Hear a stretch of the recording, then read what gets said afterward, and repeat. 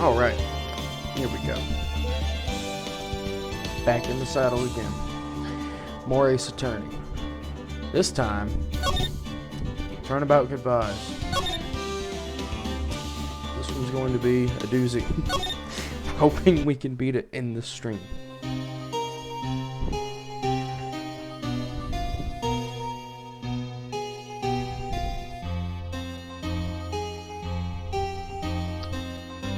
$15 is a long time to wait. You can't imagine how much I've suffered.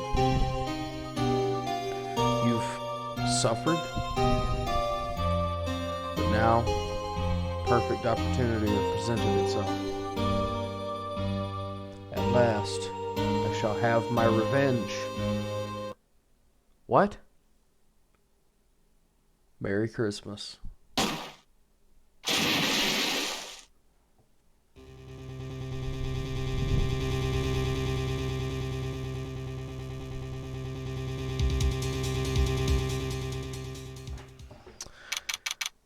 December 25th, 10:08 a.m. Wright & Co. Law Offices. Hey, Nick. Do you know if there are any good waterfalls around here? Waterfalls? Dare I ask why? Duh, Nick. Isn't it obvious? I need a waterfall to stand under, preferably a freezing one. Oh, is that part of your spirit medium training? Of course, except I've been slacking off lately. I need to brave the elements and be forged anew under the rushing spring waters. Okay. I don't know about any falls per se, but Gordon Lake is pretty close. Oh, darn. Sorry, but them's the breaks. Could you just take a cold shower or something? Good idea. So much for rushing spring waters. Next in the news. A large, unidentified animal was sighted at Gord Lake. The town is buzzing with excitement. Locals are calling it Gordy in a tip of the hat to Nessie, the Loch Ness Monster. Though its namesake Nessie proved to be a hoax, locals are confident their Gordy is the real deal. Boring. Can't they show real news for a change?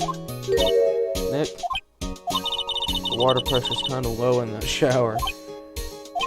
You want more pressure, huh? Why don't you go down to the fire department and have them spray you with the hose? Good idea, Nick. Apparently, Fey blood is no aid in detecting sarcasm. We interrupt this program to bring you a special news bulletin. Strange occurrences continue at Gord Lake, but this time it's murder. Gord Lake again. The body of a man was found in the lake early this morning. A suspect was apprehended. Sources inside the police department revealed that the suspect's name is Miles Edgeworth, age 24. Edgeworth was an up-and-coming prosecutor known for his skill and connections. He was guaranteed a long and rewarding career. Has he thrown it all away? What's going on? Edgeworth would never do something like... Nick? Jesus! Firemen yelled at me when I called him. We've got bigger things to worry about than that. They arrested Edgeworth. You mean the prosecutor? Yeah, he's a suspect in a murder. You kidding me? When? Where? Whom? Why? How? I don't know. Let's go find out.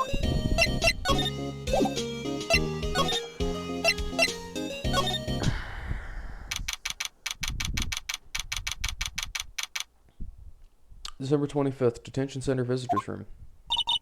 You know, Nick, we've all been in here one time or another, haven't we? I guess it comes with the territory. I'm not sure it's something we should mention to too many people.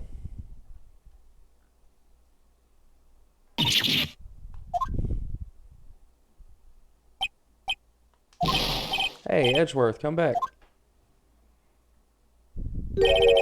What are you doing here? Nick, I don't think he's in a very good mood. Probably not. I think he is in detention. Were you in a good mood when you were here? So you come to laugh at the fallen attorney? Then laugh. Laugh! Well, why aren't you laughing? Should we be laughing? Nah, it's a trick. Laughing he'll get mad or burst into tears. Edgeworth, we don't have so much free time we can spend it. We don't have so much free time we can spend it coming down here to laugh at you. Yes, you do. Actually, he's right. I hoped you wouldn't come. I didn't want you to see me. Not like this. I didn't want to see you like this either, believe me. Edgeworth. Tell me what happened. Why should I? What are you going to do about it? Duh, we're going to help you, that's what. Help me? You? Don't be ridiculous. Excuse me? You're a novice. You've only been in 3 trials. Hey, sure, you got lucky in one all three, but your luck's bound to run out someday. You need real skill, Wright. Experience. He's insulting you. Why am I always the one who has to get angry? The murder took place at Gourd Lake, correct? Yes, late last night. The lake is a long way away from your offices and the courthouse. Why were you down there? I see no need to tell you. Mr. Edgeworth, you didn't really... Gordy. Huh? I went to see Gordy. Gordy? What's that? I'll tell you later. I want Edgeworth to talk to us.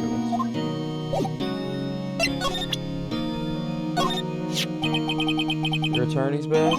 Edgeworth. Let me defend you. Good one, right? But I'm not that hard up. Not yet. What do you mean by that? Me? Trust a wet behind the ears lawyer with only 3 trials under his belt? Never. My case is near hopeless, right? Oh, I'm sorry. Sorry, I didn't mean to overload the microphone like that. Anyways, every defense attorney I've talked to has turned me down. What?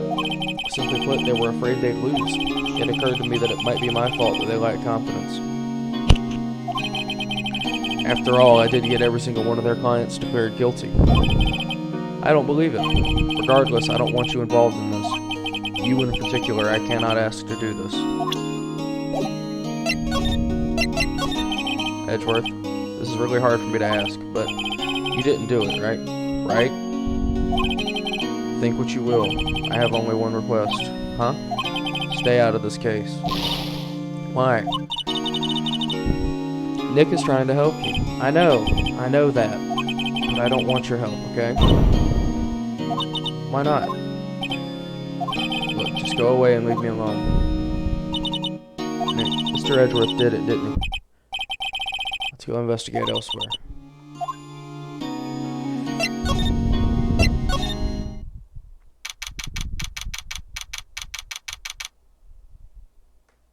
For some reason, those typewriter noises were really loud in my ears.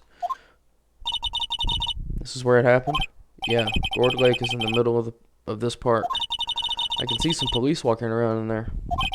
Questioning people, probably. Hey, isn't that Detective Gumshoe over there? Well, pal, there's enough of us here. Anyone found anything? Sorry, sir, nothing. Idiot, the trial's tomorrow. We need clues on the double. But, sir, there weren't any clues. That's why we arrested that attorney, Mr. Edgeworth. It's clear, sir. He's the one who... Shut up. Just you try saying that again. I'll make you sorry if you do. So just get out of my face, pal. Yes, sir. Detective Gumshoe's kind of scary today. Recruits. Ah. Hey, you're that hairy guy. Hairy Butts. Right. Phoenix Wright. Will he ever learn my name? Just what are you doing here, pal? Investigating? Huh? Well, yeah, I suppose. Well, I'm here to help. Ask me anything you want. Bring it. Seems different than usual. I wonder what's up. Mr. Edgeworth hasn't actually asked us to defend him yet. Huh? Oh. You don't say. Detective Gumshoe? Do you know what happened here? Huh? You don't know, pal? No. Oh, okay, Mr. Head in the Fluffy Pink Clouds lawyer. Head in the... what? Never mind, I'll tell you. It happened last night, about 15 minutes after midnight. There was a boat out on Gourd Lake. In that boat were 2 men. One of those men shot the other with a pistol. And the shooter was Mr. Edgeworth? A cop who arrived on the scene arrested him. How did they get there so fast? Well, there was a witness. When the report came in, we raced to the lake. A witness?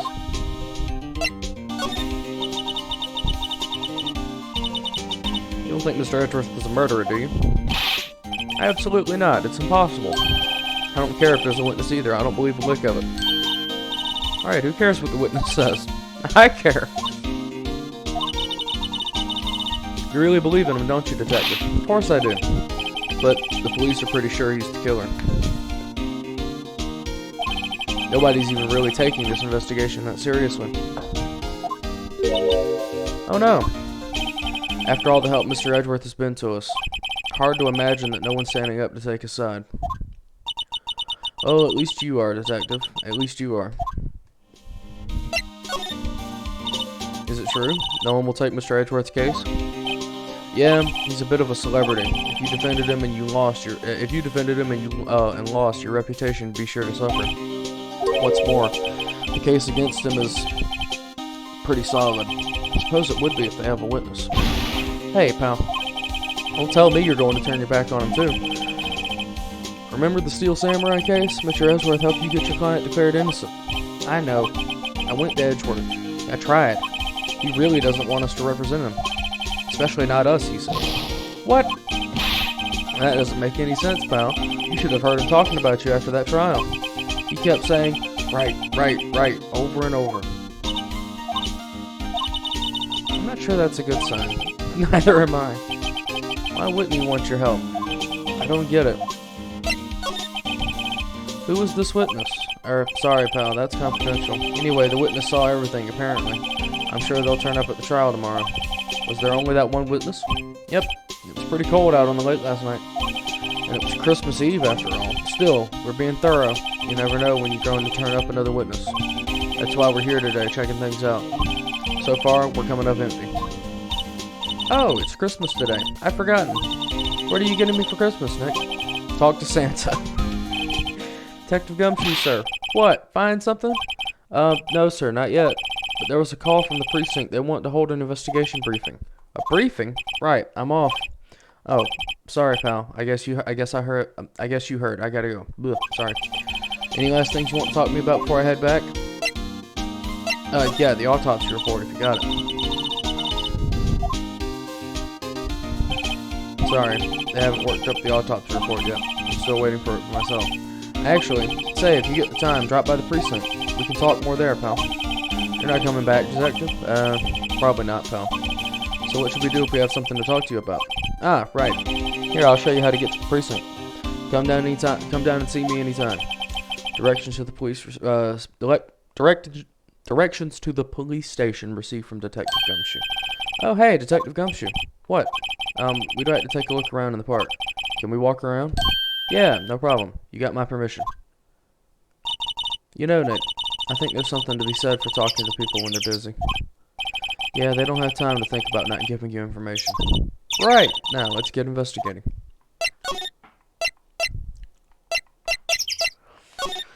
Let's investigate Gourd Beach first. Wowzers, this is Gourd Lake? Yep, I'm not sure it warrants a wowzers, though. Probably not, but hey, look at that snack stand. Samurai dogs? I want a samurai dog, please. I bet they're great. With a name like Samurai Dog, how could they not be? They're a little behind the times, though. The kids are all into the Pink Princess now. I mean, like, you know. Nope.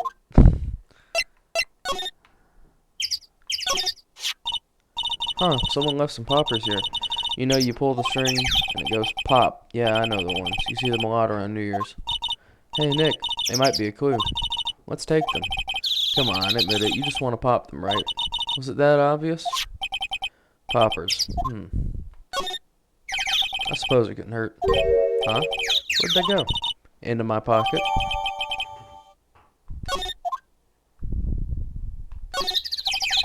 A hot dog stand. It's closed. The Christmas fringe looks a little half-baked. Banner reads Samurai Dogs. Somebody needs to redecorate. Wow, Gourd Lake is really big. Yeah. Say, Nick, why is it called Gourd Lake? Oh. Well, a long time ago, they used it to grow gourds. They used to grow gourds here. Whoa, no way. I was sure it's because the lake looked like a gourd when viewed from above. You know, like an hourglass shape? Well, it is shaped like a gourd, actually, but that's just a coincidence. Oh, okay. Huh, I almost didn't see that signpost. Left boat docks, right exit.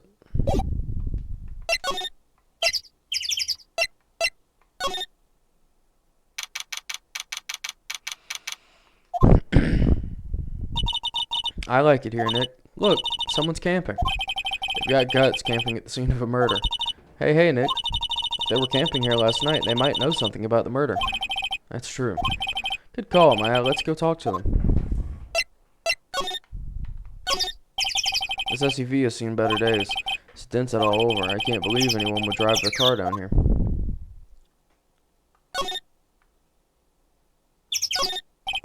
This camera has a mic and some sort of attachment. It must take pictures when triggered by a noise. Wow, cool. Let's try it out. Hi, I'm Nick. Maybe I'm not saying it loud enough. Hey, I'm Nick. Huh. Will you stop that? Maybe it's broken. Don't kick it. Maybe it isn't set to respond to voices. Well, what then? These things? Party poppers?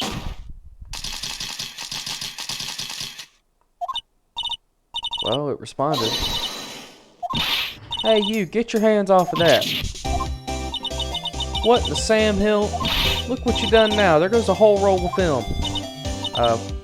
What? Huh? Sorry. Sorry's nice, but it don't pay my bills. You know how much that roll of film costs?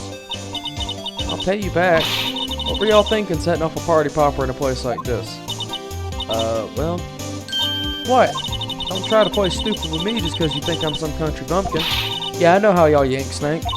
I say, these southern folks talk with their exaggerated drawl. Why, they must be dumb. Well, let me tell you, just because I might be dumb don't mean we all are. Help. And who are you now? Her chaperone? Yeah, no, sort of friends? Just figure out what you're gonna say. Just figure out what y'all are. Just figure out what y'all are gonna say and say it, for God's sake. God, I'd rather sit through one of Papa's draws than listen to you stutter all day. Oh boy. I guess we should pay for it. Guess we should pay her for the film. Watch it. Yes, ma'am. Second thought, I'll pay later. I'm really sorry.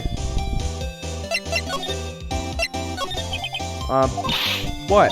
Can't you see I'm changing the film on my camera here? Someone, I'm not naming any names, but someone used up a whole roll. Sorry. That didn't work. I wonder if I have anything to show her that would get her attention.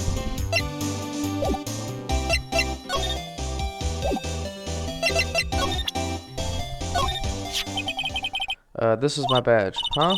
Aren't badges supposed to be all shiny and impressive? You a cop or something? I'm a lawyer. What? Y'all ain't gonna try and pull one of them lawsuits on me over that film now. Cause I'll have y'all know I'm a fighter and I wrestled meaner looking things than you. No, that's not it at all. We're here investigating a murder that took place here on the lake. A murder? Sounds cool. Why didn't y'all say that in the first place? Go ahead, ask me anything you like. Finally, some cooperation. You too, y'all can come out of hiding now. I won't bite. Hard. Come to think of it, where did Maya get to? Sorry. I was feeling a little overwhelmed, the culture gap and all. Never you mind, honey. I can talk Yank for you if you want. If it pleases you. Thanks, I think I'll be okay. Great then, I'm Lotta Hart, but y'all can call me Lotta. I'm here photographing meteor showers for a research project. Mighty pleased to meet you.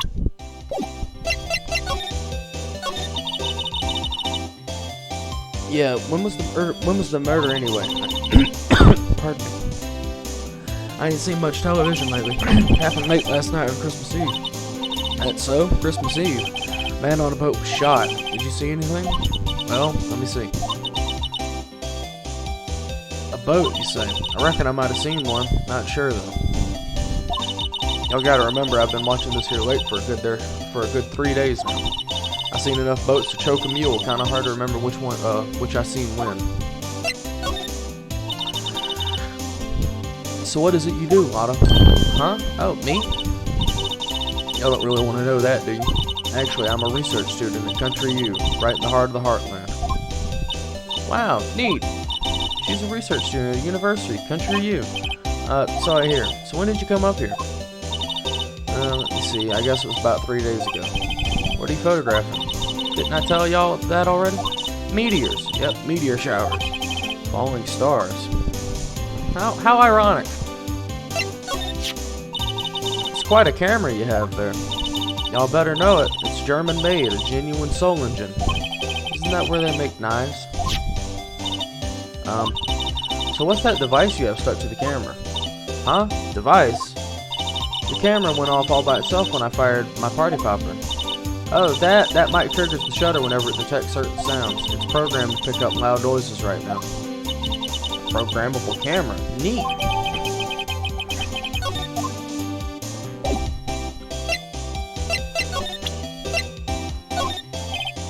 Bottom? Yeah. So your camera, it triggers on loud explosion noises? Yep. Actually, the victim in the case we're researching, he was shot with a pistol. A pistol? Right. Now, wouldn't a gunshot make a noise, a similar noise to a party popper? I guess it would. The camera didn't get a picture of the murder, did it? Hey, y'all are pretty bright. Huh? I see what you're saying. Tell you what, I'll have a look-see at my film. It would have been a photo taken late last night. I checked them once, don't remember if there was anything on them though. But what if I got something? I'll be a witness to a genuine murder. Yeehaw, I'll go check that film. Y'all come back now, you hear? Yeah, Lotta's the endearing southern stereotype that you see all the time.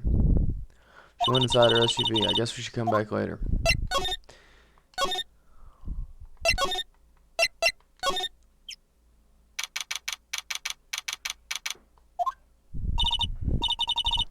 What is this place? A boat rental shop. Closed for Christmas, it seems. I guess a murder taking place on one of the boats won't be good for business either. Boats. I've never ridden on a boat. Really? Well, how about we go out on one when the trial's finished? Hey, good idea. You bet.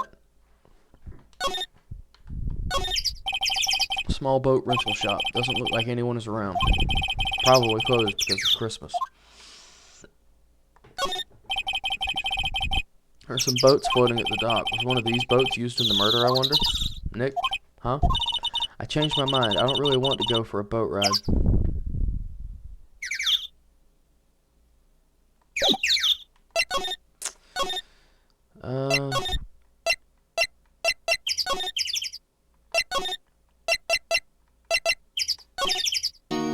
Yeah, he's still not here. Let's go to the Criminal Affairs Department. I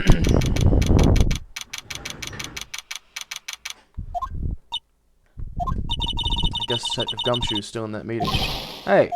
Thanks for coming down, pal. Detective Gumshoe. We just finished the meeting, for better or for worse. I get the feeling we're in for some bad news. You know anything about the victim yet? No, still can't ID him. Has Mr. Edgeworth said anything? Not a word. So how did the meeting go? I can't tell you, pal. You're a lawyer. True. You know, I don't know what to believe anymore. Sure, Mr. Edgeworth's human like you or me. Still, I get the feeling that he'd done something wrong, he wouldn't go hiding it. It's just the kind of guy he is. Why can't anyone else see that? So they think Edgeworth did it? Well, the trial's starting tomorrow as scheduled. I see. Hey, in the end, you did tell us about the meeting. Don't go telling anyone else, pal. Yes, sir. And do me a favor, stand by Mr. Edgeworth. He needs help, and you're the ones to help him. I'm sure he's got some reason why he won't talk to us. Thanks, Detective. Detective Gumshoe, how come you trust Mr. Edgeworth so much? Well, I think that was obvious. We got a strong working relationship, us two. We trust each other, and that's how it works. A working relationship? See, Mr. Edgeworth is always gets his defendants declared guilty every time. Yeah, his methods might be a little extreme at times, but there's a reason. He trusts our investigation, see? He trusts us to get the right man. That's why I work extra hard, pal. We've got to earn that trust he places in us.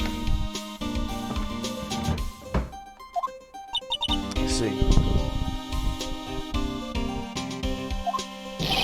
Mr. Edgeworth is a man you can trust, and you have my word on that.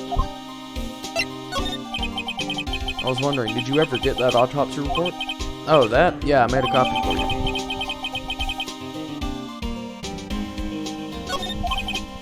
Thank you.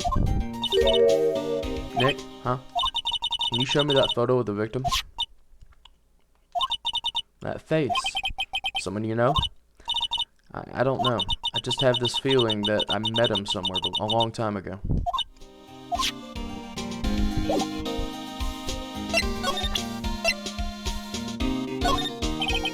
Sorry, I'm drawing a blank right now. Well, I hope it helps you, pal. Thanks, detective.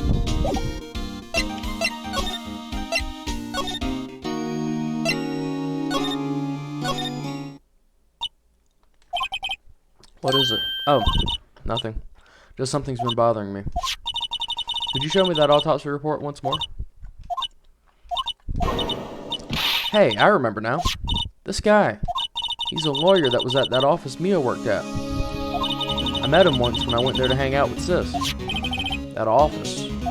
Wait, you mean Grossberg's office? Right, that guy. That was the last name I expected to come up. Maybe I should go talk to him, for old time's sake.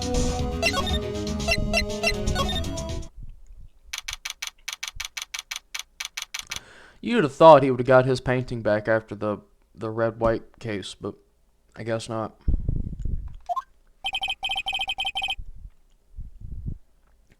It's been a while since I was here last. Mr. Grossberg is out as usual. Hey, Nick, look at the wall. That painting is still missing. Mia must have known about the deal with Mr. Grossberg and Red White. She kept track of all of White's extortion and blackmail rackets.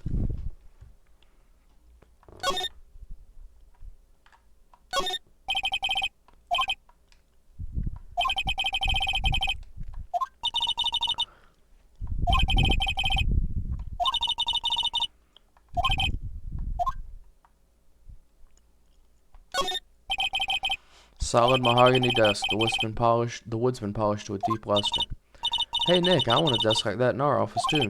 I don't know. I don't think I'm ready to sit at a desk like that yet. Huh? I meant for me. You'd better start saving your allowance then. Expensive looking mahogany bookshelves filled with expensive looking books. Funny, they don't look like they've ever been read. Well then let's take them back to our office. You won't miss them. We don't need them. And can we take that wooden bear? It is kind of cute. Why is the wall there a different color? A big painting was hanging there until recently. Huh, what happened to it? Well, he gave it to someone. I bet he gave it to some romantic interest. Love blooms eternal, Nick. Yeah.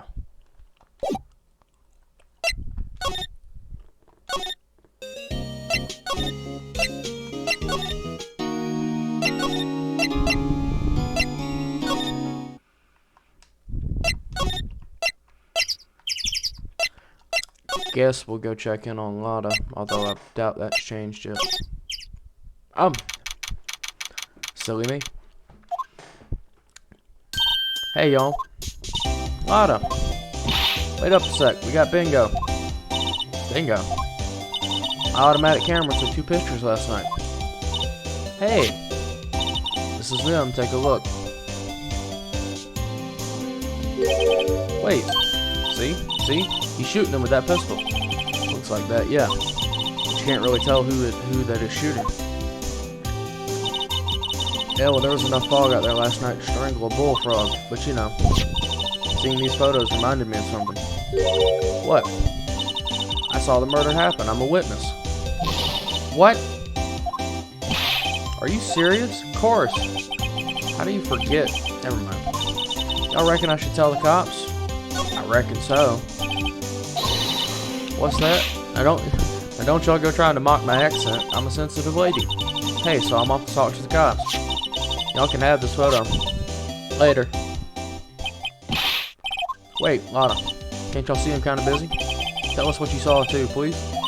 Nice try, honey, but I wasn't born yesterday. I'm a witness, and that means I'm on the side of justice, and that means the cops. I'd sooner eat the south side of a northbound skunk than tell you. Lotta. Don't let it get your skippies in a bunch. Friends today, enemies tomorrow. Or was that the other way around? No matter. I'm gone.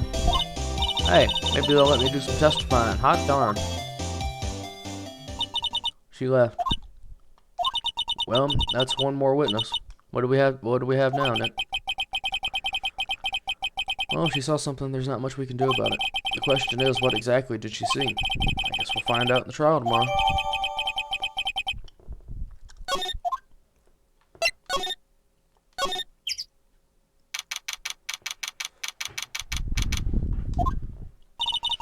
Looks like the police have given up their interviewing. Hey! Ah! Nick, I think Santa's mad at you. Long time no see, Nick. Nick, you know Santa? Wow.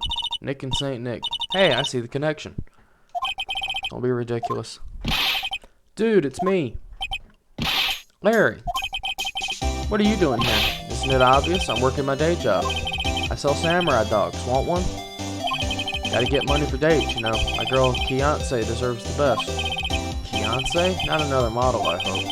Our fiancé is a fine, fine woman, Nick. It was her idea that I wear this costume. She was all, you go, girlfriend, you know? She bought this costume for me. That's great, Larry. Wow, a Santa costume. She must be really nice. Whoa, cute. Nick, who's she? She's not your... Not my... What? No, she's not. I'm his partner, my FA. I'm, the little sister. Sister? Wow, Nick must be tough. Working 9 to 5, having to take care of a little sister. No, I'm not Nick's little sister. I'm my older sister's little sister. Huh, sounds great. Don't worry, Maya. He's not listening.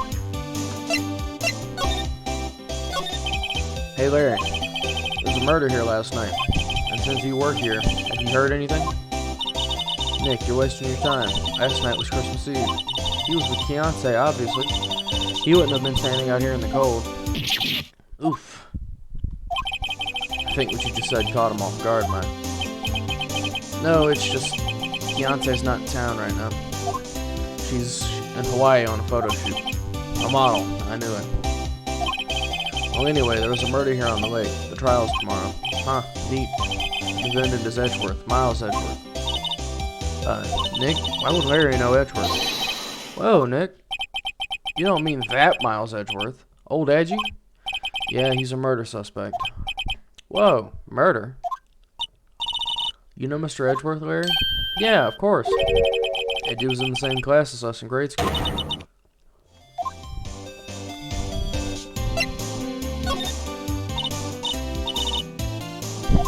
Tell me about the dogs. I want to know about bears and rabbits. Why are they samurai dogs? I mean, they kind of look gourd-shaped. Oh, well, originally they were gourd dogs. You know, like guard dogs? Ouch. Samurai thing was Fiancé's idea. Oh, she's my woman, you know. She was all changed the name and you go, girlfriend. She made me that banner. Man, the kids can't get enough of those samurai dogs. Something about that just seems wrong. Oh, and guess what? We're getting a ton of customers here at the lake. What was the big news? The big news? Yeah, Gordy. Gordy. So, Mr. Edgeworth was your classmate, Larry? Yeah, Nick, him, and I used to hang out all the time. Wow, I never knew. Don't get me wrong, he's always been kind of a stick in the mud. Studying all the time, trying to be like father. Like his father? Yeah, Edgy's pop was a famous defense lawyer back in the day. Wow. Wait. You said defense lawyer? Yeah. Wait a second. But Mr. Edgeworth is a prosecuting attorney. What? Edgy's got a proboscis on his knee? No, he's a prosecuting attorney. That's like the total opposite of a defense lawyer. Huh. Go figure. He always used to talk about defending the weak who were unable to defend themselves. Man, he used to go on and on about man's duty of society and all that. What a bore. I wonder what changed his mind, though. Do you know, Nick?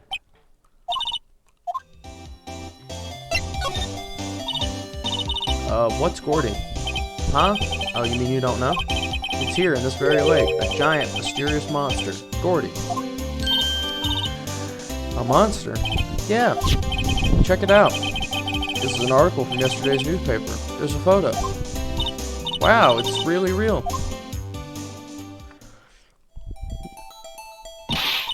Nick, a monster. A real monster. Yeah. It's probably just a log or something, right? Hey, there's a quote here from the person who took the photo. What's this? I set the camera automatic, and when we got into the frame, I heard a loud bang like an explosion, followed by the sound of something slipping into the water. I wish I could have seen it. Why would there be a sound like an explosion? Larry, could I borrow this article from you? Sure, no problem. That'd be $1 million. $1 million? Grow up, Larry.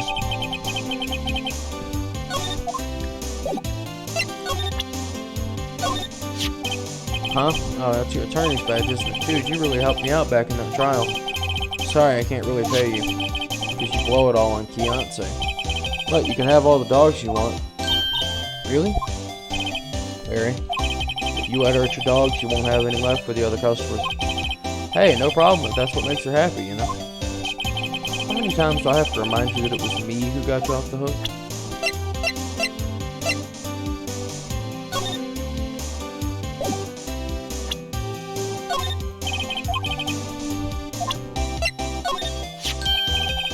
What's this? You know, my eyes have been getting pretty bad lately. Actually, the photo's blurry, Larry. It was taken last night. Last night. Hey, Larry, you know this guy? Who's this? I don't know. That's why I asked you. Who's this, man? Well, what's that? It's a camera. Take pictures with it. Huh? Larry, you mean you don't know what a camera is? Of course I know. Hey, you're looking at a bona fide junior high graduate. I'm talking about the weird contraption on that camera. Oh, that. Well, that's hard to explain. Just forget about it. Well, don't go showing me it then. Jeez.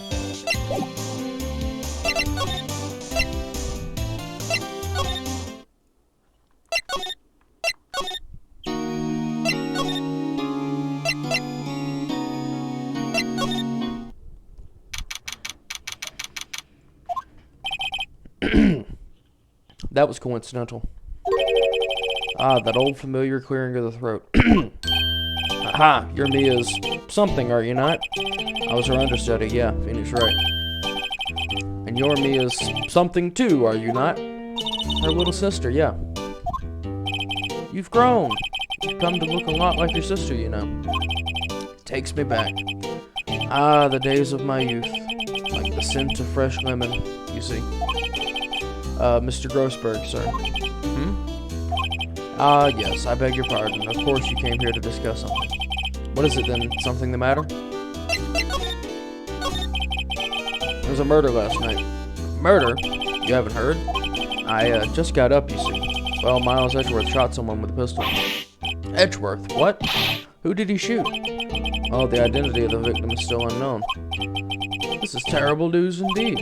I guess he hadn't heard anything. Mr. Grossberg, whatever happened to that painting? Oh, yes, I do not think it shall ever be coming back home to this office. I can't exactly claim it as stolen. I suppose it's my just desserts. Old, bitter desserts.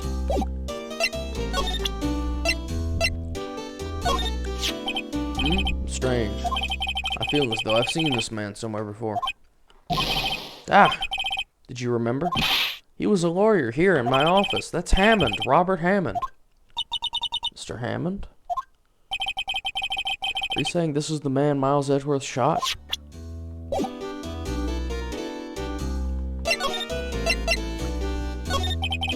Who's this Hammond guy anyway? Mr. Hammond. He was the defense attorney in that case. That case? Yeah, the DL6 incident. DL6. Why does that sound so familiar?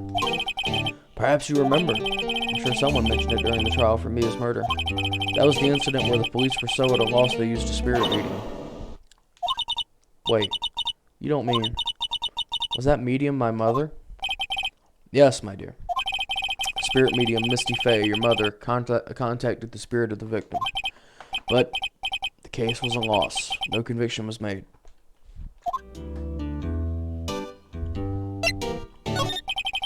The DL6 incident, yes. Happened 15 years ago. Very strange case indeed. They never caught the criminal, right? Correct. Misty Fey used her powers to talk to the spirit of the late victim. Her testimony led to charges being laid against one man, but Mr. Hammond won the case and the suspect was declared innocent. And the police blamed my mother, calling her a fraud. You were the one who helped her out then, right, Mr. Grossberg? Yes, quite. Thank you. No, please. Don't mention it. DL6. Never thought I'd hear that name again. But wait, what does that case have anything to do with Mr. Edgeworth? It has everything to do with Mr. Edgeworth, my dear. The victim in the DL6 incident was none other than his father, Gregory Edgeworth. His father? If you want to know more, you should ask him yourself. Show him this. I'm sure he'll talk to you. Wait. This is a photograph of my mother.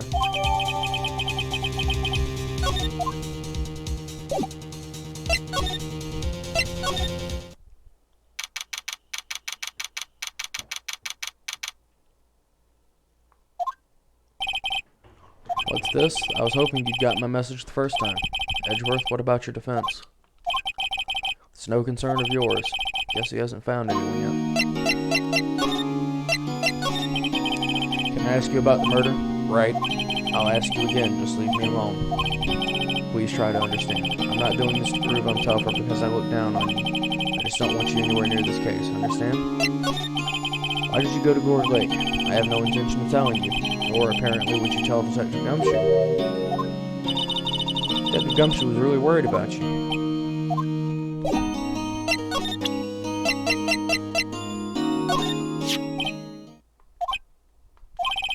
Edgeworth, it's only been a matter of hours since you last visited. Yet you've made incredible progress in your investigation. I'll admit it, I'm impressed. You are always single-minded in your work, though. Once you start on something, you always see it through, don't you? About the DL6 incident. Right, DL6. I didn't want you to find out about it.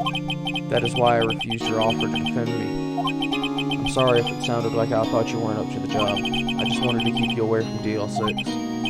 So, do you still think it would have been better for me to stay away? I don't know. But, I see no point in hiding anything from you now. Very well, ask whatever you like and I will answer to the best of my abilities.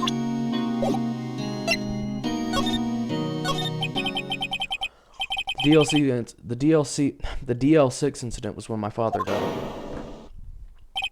Right before my eyes. He was shot and killed, and I saw it all. My memories from that time are foggy. I suppose it's a self-defense mechanism. In any case, the suspect was arrested, a man. It's pretty clear he was the only one who could have killed my father. The spirit medium that used to talk to my late father said the same thing. It was an attorney by the name of Robert Hammond that cleared the suspect's name. And Hammond was the victim in the Gourd Lake murder? Correct. That spirit medium, that was my mom. What? You mean you're... Strange. I thought that terrible incident was about to end, and now, this. About to end? The DL6 incident happened 15 years ago. 15 years ago on December 28th. December 28th? Statute of limitations on the case runs out in 3 days. What? Nick, what does that mean? When a case's statute of limitation runs out legally, the case never happened. 3 days from now, DL6 will be closed forever. What happened to the suspect, the one who got off innocent? I don't know. He disappeared from public view. Nobody knows where to. If he's still alive, he'd be about 50 years old now. I guess I can understand why he'd go into hiding. It'd be hard to live a normal life after being a murder suspect in such a big case. So was your father a lawyer? He was. Gregory Edgeworth. He was quite famous at the time, apparently. So you were sort of trying to follow in his footsteps? I'd rather not talk about it. Oh, poor Edgeworth.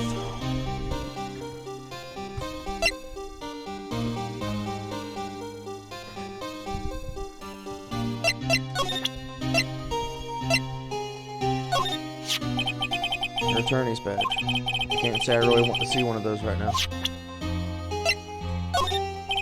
What's that? I'm not in the mood for idle banter, right? I'm sorry, I can't think of anything I want to say about that. Who would have thought there'd be a photo? Edgeworth, did you shoot him? What do you think, Wright? I don't think you're the kind to point a gun at anybody, no. So you didn't shoot him? No, I didn't. It wasn't me. Right. It pains me to ask you this now. I know, you want us to defend you. Yes, will you? Of course. Who could have guessed this day would come? Not me. This is my chance to finally pay you back. Pay him back? Pay me back? For what? I don't remember ever doing anything for you. Never mind. I guess you don't really need to know. Huh. My letter of request. Please give it to Detective Gumshoe. Well, I guess we should. What's that? It's an earthquake.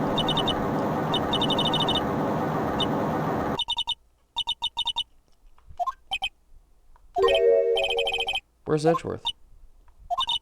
There. He's on the floor in a ball, shivering. I guess he doesn't do so well with earthquakes. Heard of running, but curling up in a ball? Well, I guess we're done. Mr. Edgeworth doesn't seem like he's going to stand up anytime soon. Let's go, Nick. Right. We have to give Edgeworth's letter of request to Detective Gumshoe.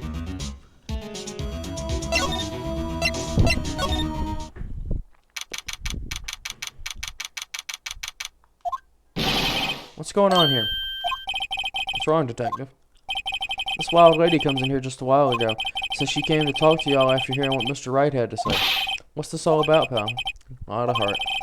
Why are you going around finding more witnesses? You want to give Mr. Edgeworth the death sentence? No, not at all. Just, I mean, she did see something. There's nothing I can do about that. I can't go around covering up evidence. You trying to say something about the way I do my job? No. So what did Miss Hart say? She says she saw Mr. Edgeworth fire the pistol. What? She even had a photograph to prove it. Right, I saw it too. But you really can't tell from the photo who it is shooting. That's why she said she's going to enlarge the photo. She said it'll drop the quality a mite, but it should let us see who's who. She can do that? Okay, so there's going to be an enlarged photograph that shows Edgeworth in the act. Great. Just great. In any case, she's going to be the one testifying tomorrow. Huh? What happened to the other witness? Well, apparently there was a cancellation. Cancellation? I'm afraid tomorrow is going to be life or death before Mr. Edgeworth. We've got a witness who says she saw the very moment of the murder. And we got a photo taken when the shot rang out. I'd say that sounds like a pretty unwinnable case. But wait, what did Mia used to say? If he's innocent, there's got to be something I've overlooked. Sounds like Mr. Edgeworth is going to ask the state to assign a public defender. I was just asked to file the paperwork. But you still got time, pal. Go talk to him again for me, please. You have to convince him. You have to make him let you defend him, please. I know you're the only one who can do it. The only one who can save Mr. Edgeworth. Well, good for you, Detective. You got your letter right here. Hey, you did it, pal. Glad I waited till the last minute to file those papers. I'll rip them up and start new ones for you. Thanks, Detective. Well, see you in court tomorrow, then. Good luck, pal. Hey, you guys feel that earthquake a little while back? I was worried. Worried? We're fine. I've lived out here my whole life. I'm pretty used to them by now. Oh, I wasn't worried about you two. I was worried about Mr. Edgeworth. Oh, right. You did seem to overreact a little now that you mention it. Yeah, well, I'm not surprised. It was a pretty big quake. I'm going to go check on him. You two go eat and get your rest for tomorrow's trial. Later. I wonder what it is with Mr. Edgeworth and earthquakes. I wonder. He was never that scared of them when he was in school. Then again, I only really got to know him in 4th grade. Transferred to another school after that. I wonder what happened to Edgeworth.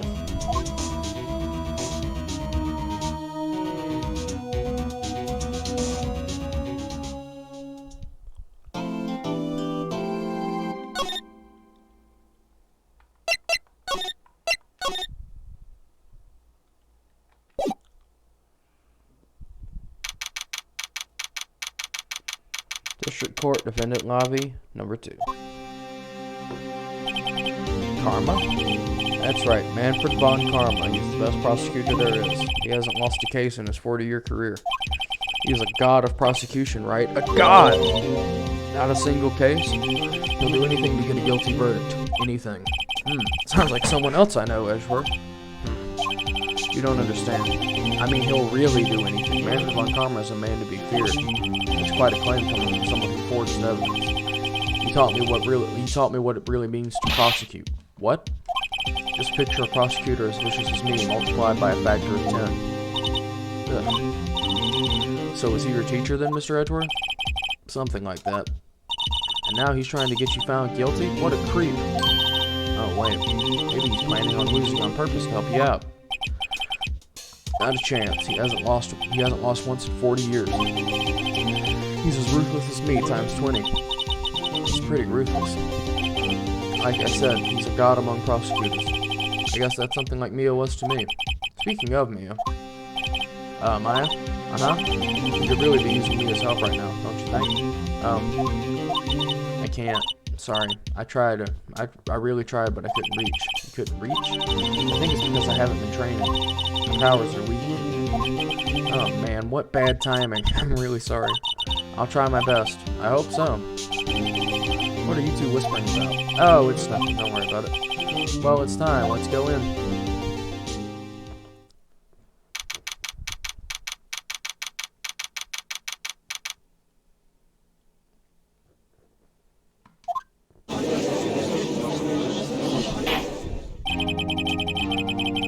The court is now in session for the trial of Mr. Miles Edgeworth. The defense is ready, Your Honor. Like Manfred von Karma. Mr. von Karma, is the prosecution ready?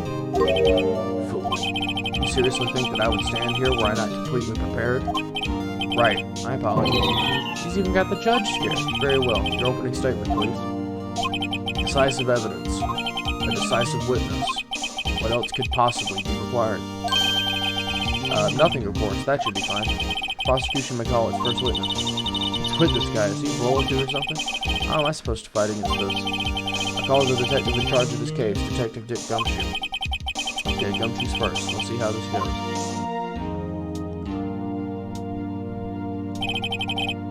Describe the incident. Now! Yes, sir. Detective Gumshoe looks nervous. Please take a look at the map. The murder happened late Christmas Eve around midnight. There was one boat in the very middle of the lake. There were 2 men on the boat. There happened to be a woman camping here on the edge of the lake. At 12:10 a.m., she heard 2 pistol shots, and the boat started to move. It went towards the boat rental shop.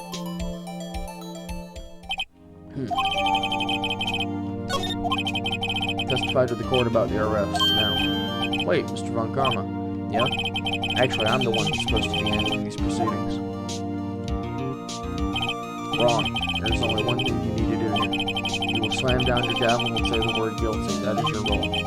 Yes, of course, you're quite right. No, he's not.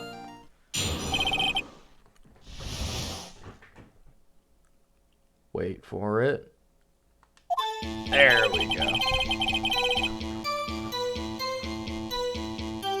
A man called into the station around 30 minutes after midnight. We headed to the scene of the crime as fast as we could.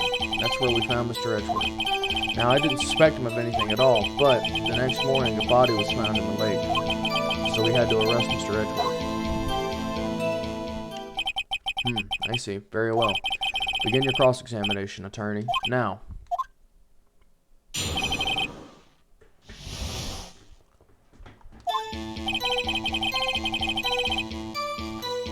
A man called into the station 30 minutes after midnight. Who is this man? Received a call from a man? Yep. But you said there was a woman camping there. She was the one who heard the 2 gunshots, right? Oh, I forgot that Von Karma has one of the most terrifying injection sounds ever. That woman and the man who called in the report are 2 different people, obviously. Different people? There were 2 witnesses. Oh, yeah. Our testimonies were quite similar, however. Today I've summoned the woman who was camping. A lot of heart. What happened next, Detective? We had to the scene of the crime as fast as we could. How long was it between receiving the report and your arrival at the lake? I'd say it was about 3 minutes. That's pretty fast. Our motto for the month is get there quick. Detective, you will refrain from casually revealing department secrets. Yes, sir. Sorry, sir. I look forward to your next year's salary review. So much to look forward to these days. This is no time for projected daydreaming. Continue. That's where we found Mr. Edgeworth. What was Mr. Edgeworth like when you saw him then? Well, from what I saw, he looked pretty relaxed. Not like a murderer at all, really. Detective, the court requires the facts, not your opinion. How many years have you been on the force? Facts only, detective. Hard, cold, objective facts. Yes, sir. Man, he's got his share of objections.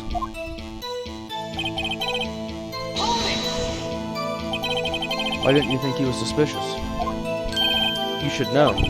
We have a deep, trusting relationship with the prosecutors. Detective, the court isn't interested in your musings. Deep, trusting, poppycock. I've never heard so many flippant comments from an active detective on the force. Detective Gumshoe doesn't look so good. Continue, now.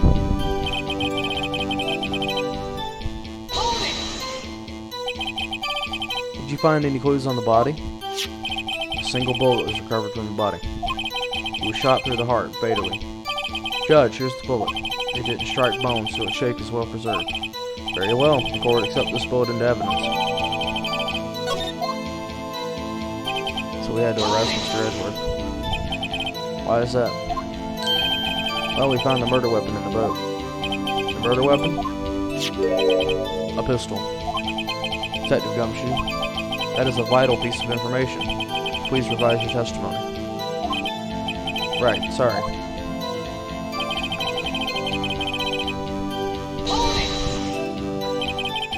What about the pistol made it decisive evidence?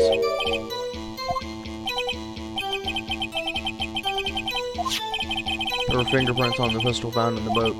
They were clear prints from Mr. Edgeworth's right hand. What?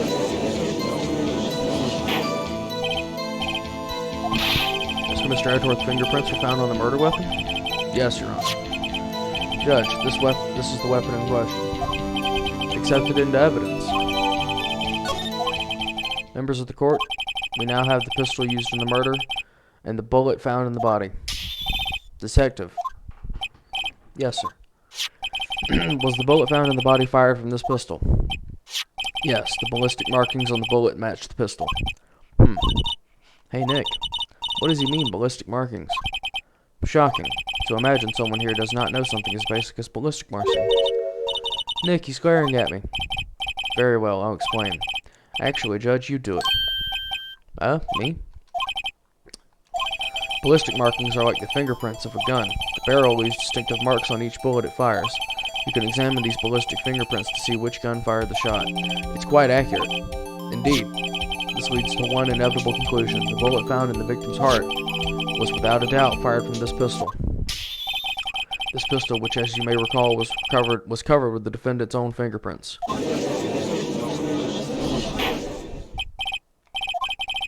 This is bad. This makes it look like Edgeworth did it. Well, Judge, I'd say it's almost decisive yes. Honestly, I could declare a verdict at this point. However, you wish to hear the witness speak, no doubt. Very well. I'm somewhat fatigued, and so I'll take a brief break. I will call my witness after the recess, which will last 10 minutes. Judge, yes? What are you doing? A 10-minute recess, now. But wait, just bang your flimsy gavel and get on with it, man.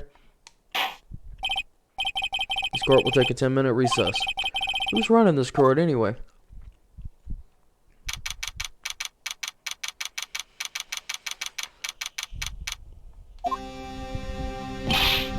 Edgeworth, what's going on here? Your fingerprints were on the murder weapon. And that foggy photo makes one thing clear. The only one who could have shot that man was the person in the photo. True. Was that you in the boat? Yes, it was me. What? But you must believe me, I didn't shoot him. Then who did? I do not know. You don't know? Weren't you right there? I heard a gunshot from very close by. Then the other man fell from the boat. I can't say why, but I thought at the time that he had shot himself. You mean it was a suicide? That's the only explanation I can come up with. How am I going to convince anyone of that? Short answer is you're not.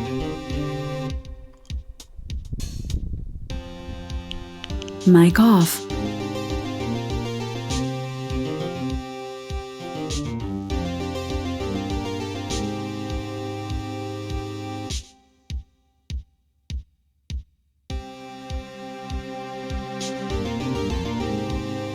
Mic on. Anyways. Say, Maya? Huh? What? Any progress with Mia? Oh. Sorry, it's no good. I know. I'm no good for anything, am I, Nick? If I can't call my sister, I might as well not be here, right? No, of course not. I need you here. I can see you're always trying to help out. Even if you don't actually help, it's the thought that counts, right?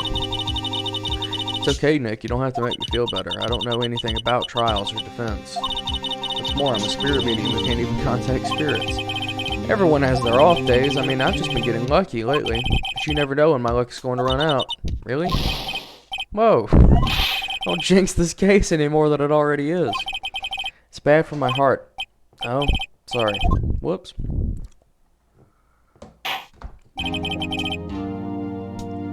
Court is back in session. Mr. Von Karma, call your witness. Yes. Miss Lotta Hart take the stand? Lotta Hart, you are a research student at a university.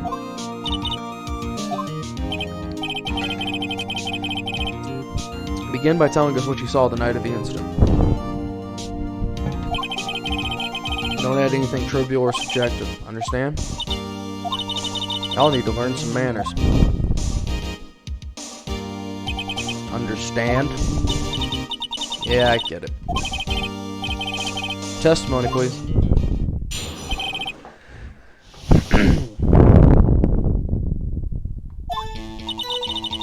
It was Christmas Eve, just after midnight, I reckon. I was in my car. I heard this bang come up from the lake. When I looked up from the window, I saw two gents in a boat. Then there was another bang. There wasn't nary a thing on the lake but that boat. Enough. Huh?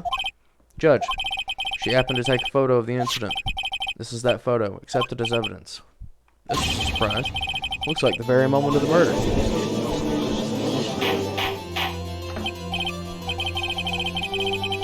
I will remove people from this courtroom if I do not have order immediately. As the witness testified, she looked at the lake when she heard the shot. There were no other boats out on the lake, so the man in the boat with the victim must have been the one who shot him. Yes, it was the defendant, Miles Edgeworth.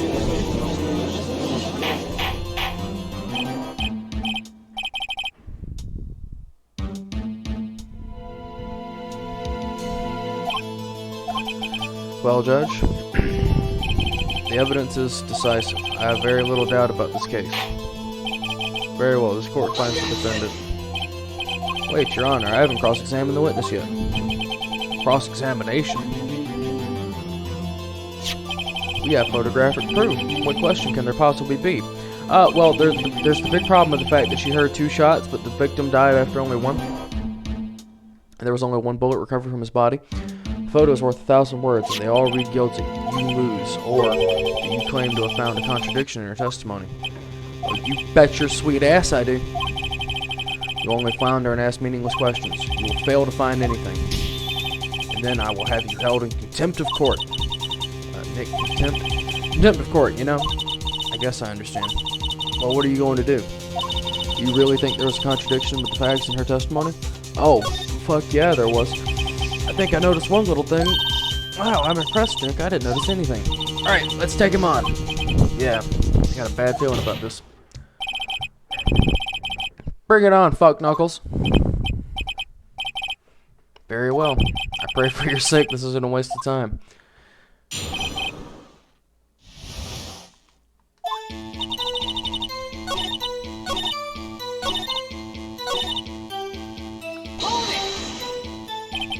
Were you watching the very moment the shot rang out? Well, yeah, sure. They're asking meaningless questions. Meaningless. Contradiction, Mr. Wright, not meaningless babble. Von Karma, I think I hate you. He's trying to keep me from talking to the witness. To what end?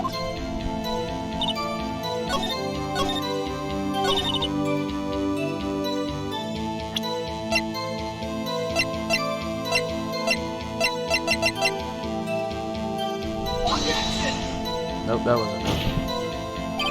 Your Honor, that statement contradicts this evidence. Objection overruled. I think it might be her camera.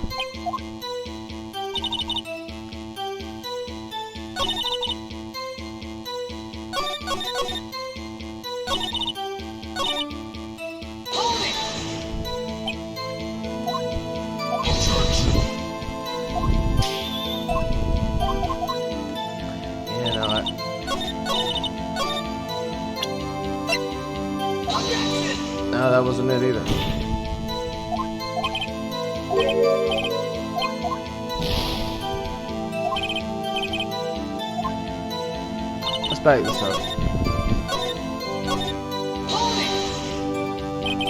Just after midnight, you say? In other words, there was no on Christmas Eve but Christmas Day? Huh? Well, yeah, I guess. I know you want to find contradictions, but really? Hope your next contradiction is a little more relevant to the trial.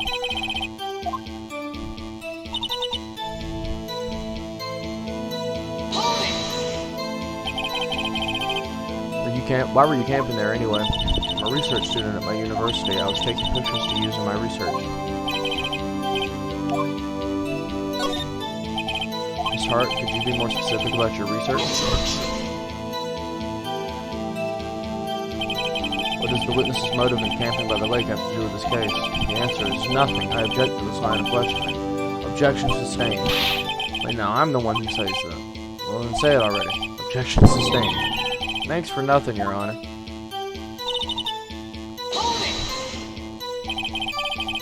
So you weren't looking at the lake at that time? Nope. I looked at it after I heard that noise. You said that already. I asked you to find contradictions, not leisurely chat with the witness.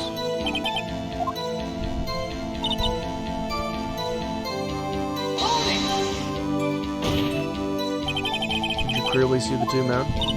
Let's look at the picture. Clear enough for you? Uh-oh. Wait a second. I wasn't asking you about the photo.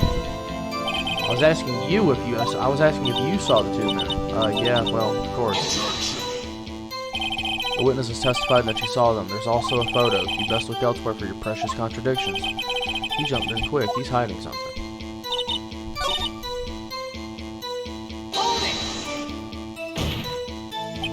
You sure about that? Yeah, sure as a country gal can be. That sounds pretty sure. How come you're so sure? Oh heck, I scanned the whole lake. Scanned the whole lake? That almost sounds like she was more interested in the lake than the boat. Miss Hart, you... Mr. Wright, the witness has answered the question in full. No need for further questions. Objection sustained. That's what I'm... Sustained! Yes, of course. Great. Enough. I think we heard all we need to hear, Mr. Wright. Seems you are unable to find a contradiction in the testimony worth noting. But, Your Honor, you keep your promise. Mr. Wright, I'm afraid that I will have to penalize any further outbursts by holding you in contempt of court. And if that happens, you'll have to leave the courtroom immediately. Understood? Uh-huh. Oh, this testimony's fishy, Nick. Real fishy. I know what you mean. But, if I can't say anything, what can I do? I believe we covered the evidence sufficiently enough to make a decision. Pass your judgment. Very well. Mr. Miles Edgeworth, please take the stand. Who was that? It was me. Maya. Is something wrong? Do you need to use the facilities? No, I do not. Lotta Hart, your testimony stinks. It is unclear whether you were actually looking at the lake. It's highly doubtful that you actually saw Mr. Edgeworth. Tell us the truth. This is a matter of life or death. Lotta, did you really clearly see Mr. Edgeworth that night? Did you see him fire that pistol?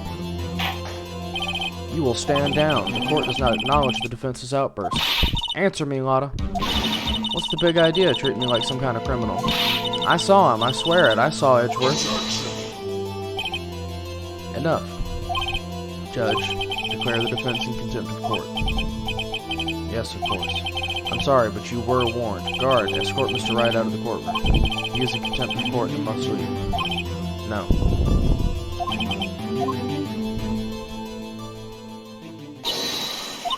Wait, I was the one who made the outburst, Your Honor. Nick is innocent. Ha! What's the difference? All that remains is for the guilty verdict to be declared. Isn't that right, Mr. Phoenix Wright? Wrong. What? Did you hear what Miss Hart just said? She said she clearly saw Mr. Edgeworth. That was not in the testimony. That changes her testimony, and I have a right to cross-examine her again. Order. You're in contempt of court. It's too late for wild claims. Judge, sustain my objection. I'm sorry, Mr. Von Karma, but I cannot. The Slaughter Heart has made a new testimony. The defense does have a right to cross-examine her again. But he's in contempt of court. No, I am. If you're going to arrest someone, arrest me. Very well. My FA. You will leave the courtroom immediately. Nick, I did what I could. You have to do the rest. Good luck.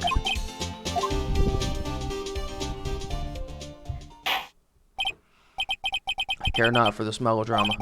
Listen well, Mr. Wright. I do not tolerate badgering of my witnesses. I'm running out of time. I'd better find a contradiction in here or else. Mr. Wright, begin your cross-examination.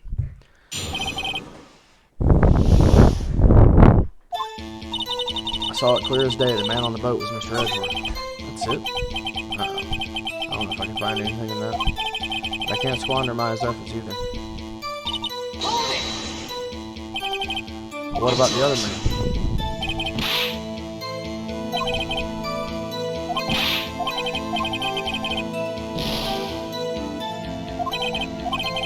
Damn, that's it.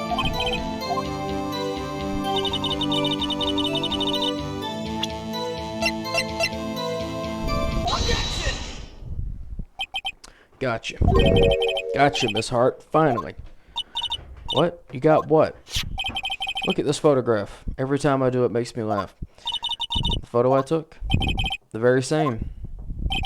There's something I want you to see in this photo. It's quite clearly visible. The fog, Miss Hart. So? This picture was taken with professional high-quality film, correct? And even it could not capture the faces of the men on the boat. Yet you claim you saw Mr. Edgeworth. How? What? Mr. Wright has a point. That's why I told her not to say that in her testimony. Please! Yet now she has said it, Mr. Von Karma. How could you possibly see Mr. Edgeworth? Explain yourself. Miss Hart? What? Did you see the defendant that night? Of course.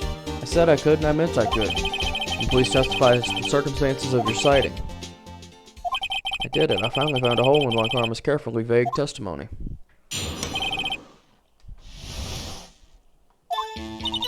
You're right, it was a cold night and the fog was thick as grits. So once I finished setting up my camera, I got back in the car. Still, I brought my binoculars with me. When I heard that noise out on the lake, I looked for my binoculars. See? No problem. You used binoculars. Very well. You may begin your cross-examination, Mr. Wright. This one better be good.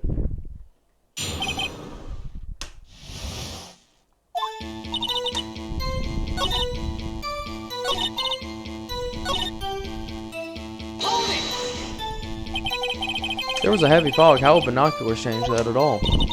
What do you mean? Even binoculars can't see through fog. But you say you clearly saw him? I did, yeah. Enough. There's no room for doubt in her testimony. He sounded pretty doubtful to me, but I have to find a clear contradiction first. I don't care how many Von Karmic objections I get. I'm going to find a hole in this testimony if it's the last thing I do.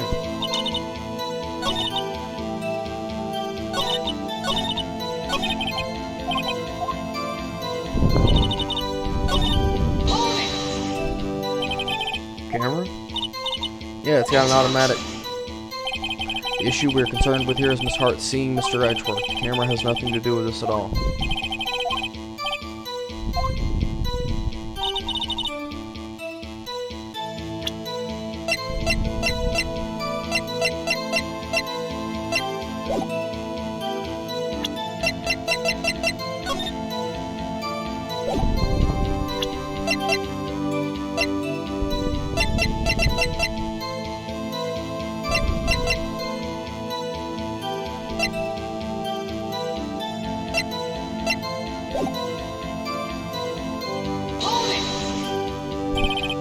Binoculars?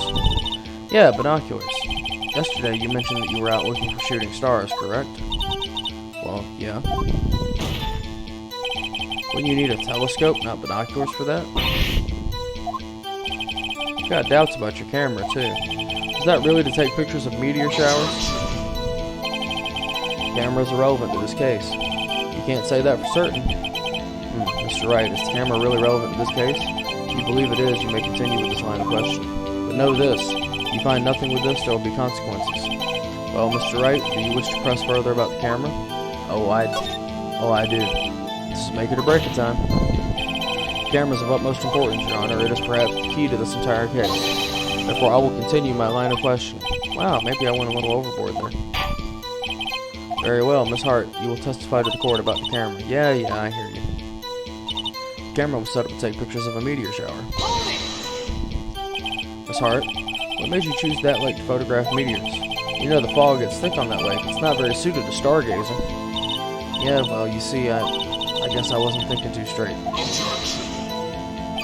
Mr. Wright, I will not have you badgering my witness because of her challenged intellect. Now, wait a minute. Continue your testimony. You were saying as how it was you saw Edgeworth? No unnecessary comments, please.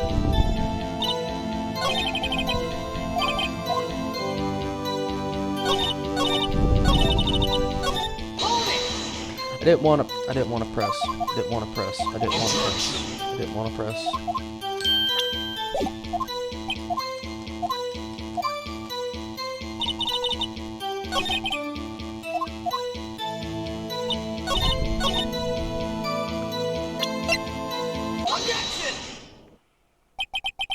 You were photographing shooting stars?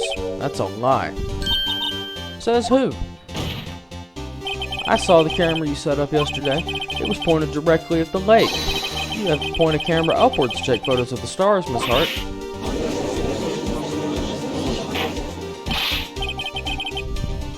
Mr. Wright, what are you driving at? The witness is not at the lake to photograph shooting stars, Your Honor.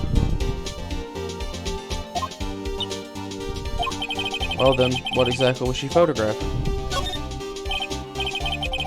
Your Honor, take a look at this.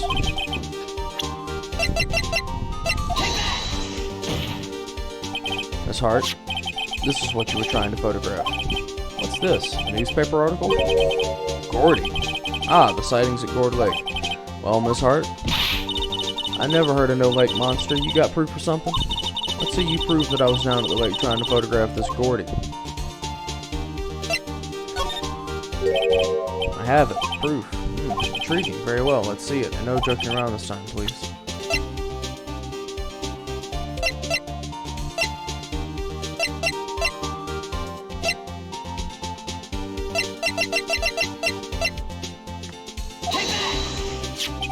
The proof, Miss Hart, is your own camera. Your camera was set to take photos in response to loud noises, correct? Thus, this photograph here was taken when a gun fired on the lake. Here, this article about Gordy. According to this article, Gordy made a loud noise when it emerged.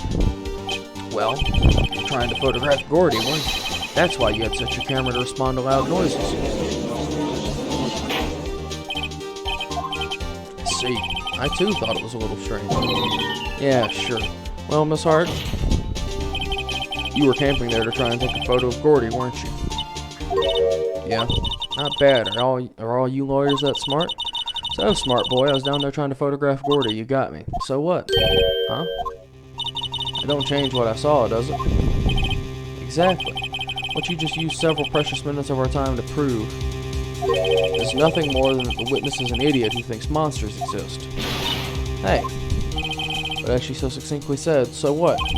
It changes nothing. Not true. You were hiding the whole thing about Gordy for some reason, I know it. But what could it have been? Whatever it is, I'm getting to the bottom of it. Miss Hart, why did you hide the fact that you were searching for Gordy from the court? Please revise your testimony. Right, fine, I'll testify. It won't change nothing, though. Something will change, it has to. And I'm going to spot it.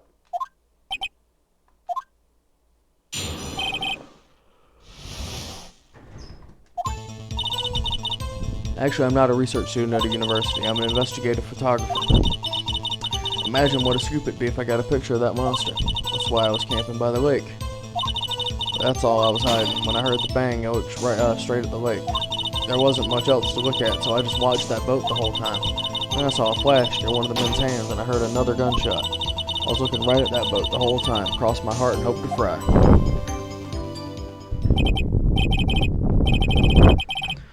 You may cross-examine the witness. The witness's testimony is unchanged from before.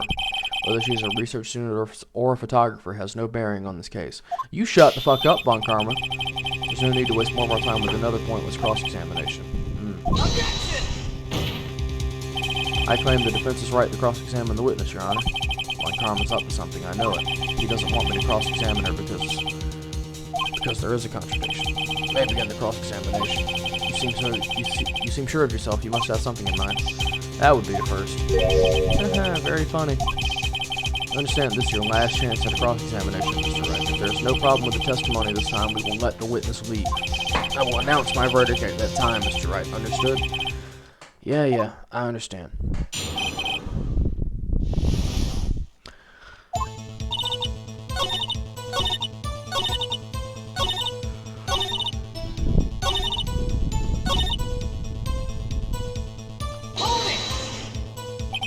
Was there nothing on the lake but the boat at that time? Huh? Wait, so you're thinking maybe he was shot from some other place? I don't think so, nope. The lake was smooth as glass, and nobody was on the shore either. I better find some sort of contradiction in this testimony. I won't be able to beat Von Karman any other way. There has to be something.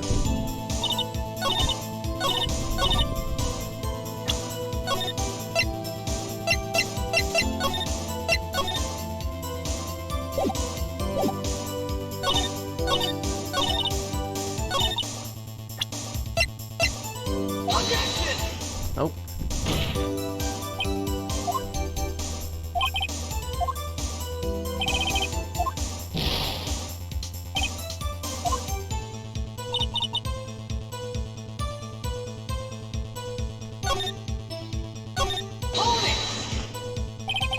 Exactly, what sort of sound was it? Well, I never heard one before, so I can't say for sure, but it sounded like a gunshot. That's how you know she's not really from the South. It was a lot sharper a sound than I would have expected. There wasn't much else to look at? Yep. I don't know. She heard a bang, and she thought Gordy was out there. I kind of doubt she'd waste any time looking at a boat. What did I do now? What are you giving me that look for? Definitely suspicious. Maybe it's time for some evidence. Hold your hush puppies, Pops. I'm getting there.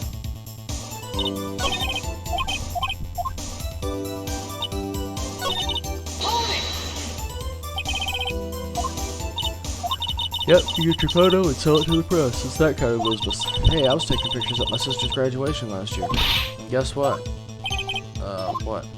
There was a UFO just hanging out in the sky. A UFO? You know, an unidentified flying object. A UFO. That's when I had a sort of a revelation. I knew I should become an investigative photographer. I see. Kind of a shaky basis for a career.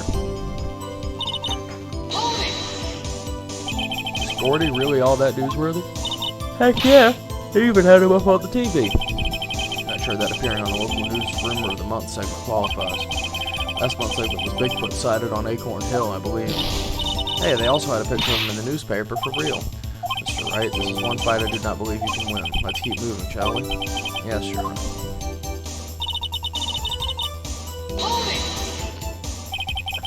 That's why you put the automatic sensor on your camera? Yep. Borrowed it from a university professor. It analyzes every sound it picks up, and when it gets a bang, it snaps a shot. Yep. So how many pictures has it taken so far? The only time the camera triggered was that night.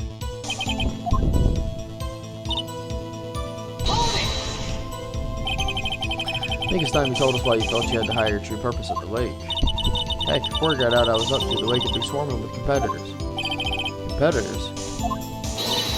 Yeah, second-rate shutterbugs trying to steal my scoop. Is that the only reason you were hiding the truth? Oh, actually, Mr. Wright, I will not ask you. I will not have you asking questions of no relevance to this case. Whatever you say, Von Karman, I know you told her to keep quiet.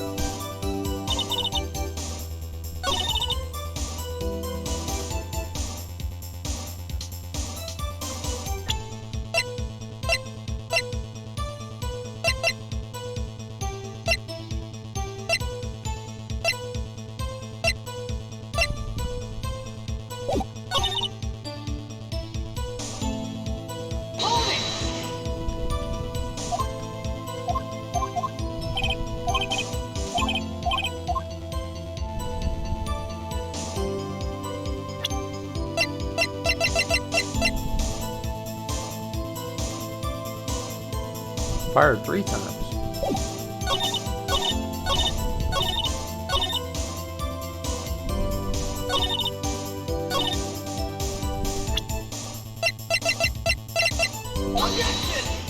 Well, that clearly wasn't it. Good thing I saved.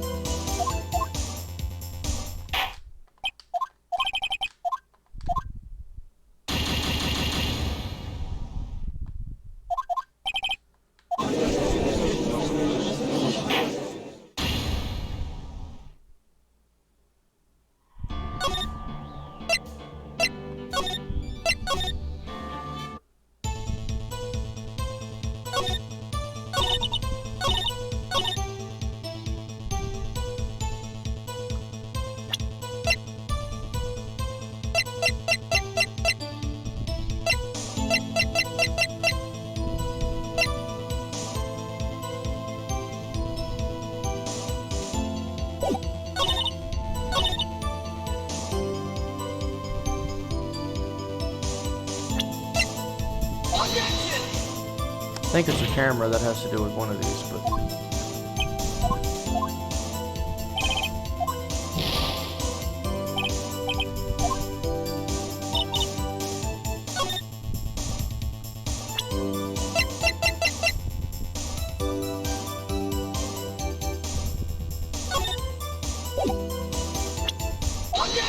Oh, well, whoops. Miss Hart, were you really looking at that boat? What's with you? Of course I was looking at it. It was the only thing out there. Any normal person would be looking at it. I agree, any normal person would. But you were far from normal. What? Y'all want to step over here and say that? You were camping at the lake to take a picture of Gordy. Now think about it. What would you do if you heard a loud noise? You'd be scanning the lake for any sign of Gordy. That's what. You wouldn't give the boat a second thought.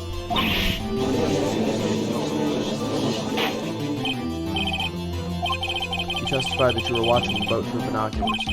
However, you wouldn't need the binoculars to watch that boat. You needed them to search for Gordy, and that's what you were doing. Well? Well, now that y'all mention it, I did sort of take my binoculars and kind of scan the lake a bit. I mean, Gordy might be out there and all. Miss Hart, are you saying you were not watching the boat then? Sorry, y'all. I wasn't fibbing, really. I thought, you know, I could be a witness to a murder and all. I kind of got excited. I was sure I was watching that boat till now.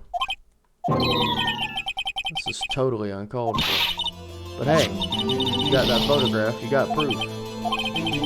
Still, we can't see who's shooting who in this. Right, that's why I took this photo and... Witness, that's enough. You had a long day. Shut your pie hole. Shut my what? What was she going to say? She took the photo and... Wait a second. She even had the photograph to prove it. But you really can't tell from the photo who is shooting. That's why she said she's going to enlarge the photo. She said it'll drop the quality it might, but she'll gotta see who's who. She enlarged that photo. I want Von Karma to let her show it. I've got a hunch that enlarged photo shows something bad for Von Karma. This is my chance. If I'm wrong, though, it'll mean prison for Edgeworth, or worse. What should I do? Miss Hart, look at this photograph. You enlarged this photograph, did you not? Yeah, I did. Why has that enlargement not been presented to the court? Because it does not exist. What are y'all talking about? You were the one who told me not to show it in court in the first place. You old fool.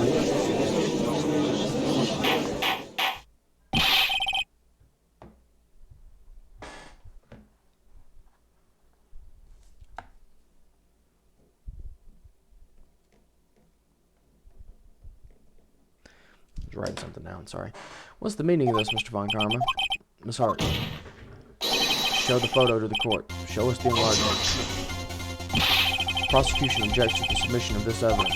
Objection denied. The witness will show the enlargement to the court. Here it is.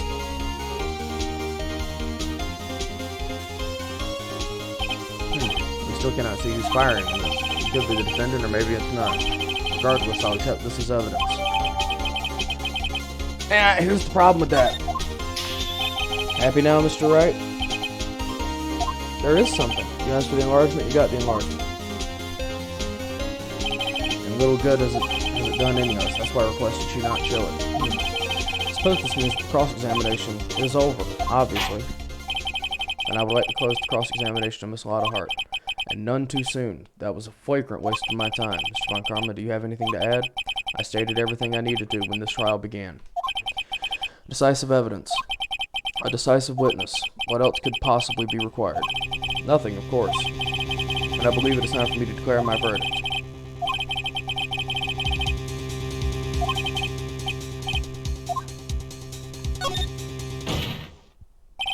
Your Honor, there's something decidedly strange with this enlargement. What might that be?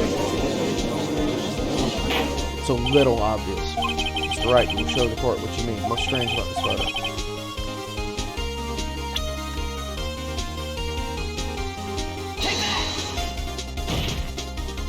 Here, Your Honor. The shooter? I'm not sure I understand. What about the shooter is strange? Look at the hand holding the pistol, Your Honor. The hand? The hand directly contradicts another piece of evidence. This man's left hand does what? Let me show you.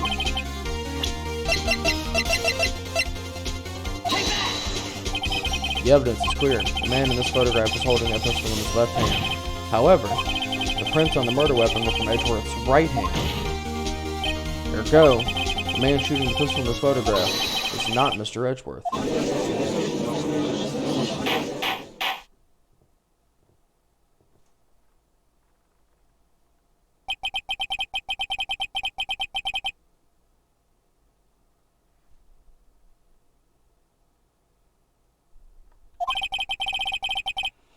I'd like to reconvene this court of law.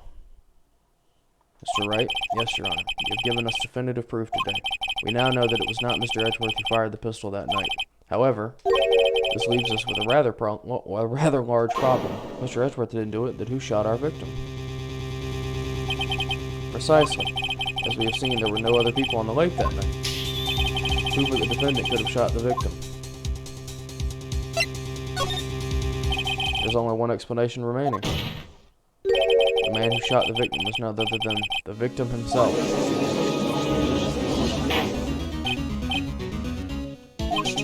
So you're saying that the victim committed suicide? Yes, Your Honor. I can think of no other explanation. Indeed, that does seem to be the only remaining option. I'm so very, very sorry, Mr. Wright. Suicide is out of the question. An examination of the victim's wound reveals the distance at which he was shot. The distance? The victim was clearly shot from further than a meter away. Meter, that's 3 feet. There's no way it could have been suicide.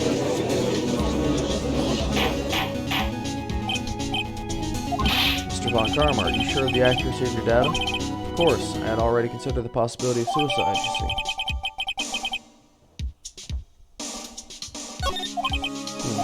I see. Very well, allow me to state my opinion.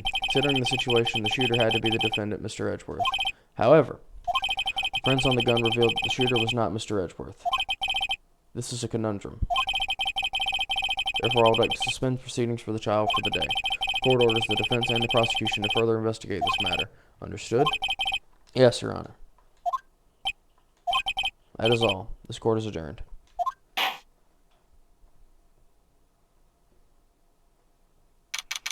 Just by the skin of our teeth. That was a close one. Hey, don't you have anything to say? No, I have yet to be declared innocent. Oh, yeah, but what happened out there on that lake anyway? He didn't commit suicide, then who? The shooter was about a meter away, too. What? Don't give me that look. I did not kill him. I was just kidding around. Look, I'm going to go check on Maya. Oh, right. What? Tell her something for me. What? Tell her to watch what she says in court. That's all. Would it kill you to just state how you really feel with a thanks, Edgeworth? It would kill him. Stone dead. I requested a transcript for Lotta's entire testimony. I thought it might give me some ammunition for the trial tomorrow. Of course, she didn't see the shooter. So the only part of her testimony that stood was the bang she heard.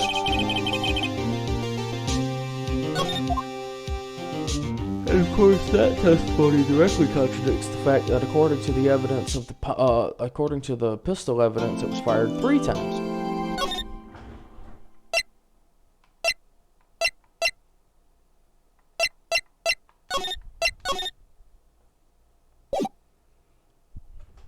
But we'll get to that soon. Detention Center Visitors Room. Maya. Hey, Nick, it's you. I'm glad Mr. Edgeworth made it through the day. Okay. It's a relief. Hey, why'd you do that anyway? I don't know. I just knew I had to do something. I know I'm not the lawyer my sister was. I'm sorry. Well, you did save the trial. Just behave from now on, okay? Okay. Have you been questioned yet? No, not yet. Detective Gumshoe was here just now. He said, seeing as this is your first offense, we'll let you go after questioning. Oh, thank God. I only wanted me to get bail money ready. You can pay for me, okay? Huh? How much? I don't know. I guess they'll send you a bill or something. Why do I picture giant bales of money every time I hear the word bail? Any luck with Mia? None. I can't get through to her at all. I tried. I really did. I don't know what to do. I think I probably shouldn't have stopped my training. Sounds like she really did do her best. I should check and see if there are any waterfalls in the local area. I wonder if I'll ever see my sister again.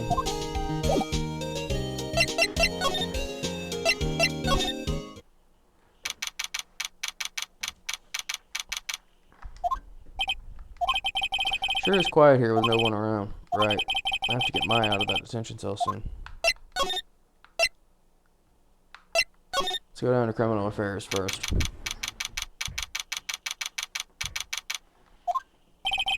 Detective Gumshoe's not here. Gumshoe's at the scene again today. Huh? Oh, really? He's a live wire, that one. Got into a fight with the chief for not following protocol. Not following protocol? Bet he wouldn't help them build the case against Edgeworth.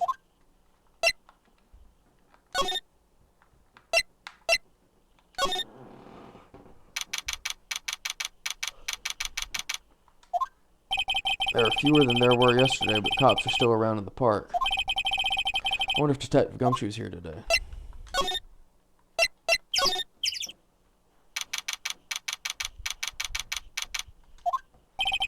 Haven't seen Larry around today at all. Probably off paying through the nose on a date with the lovely Keonce.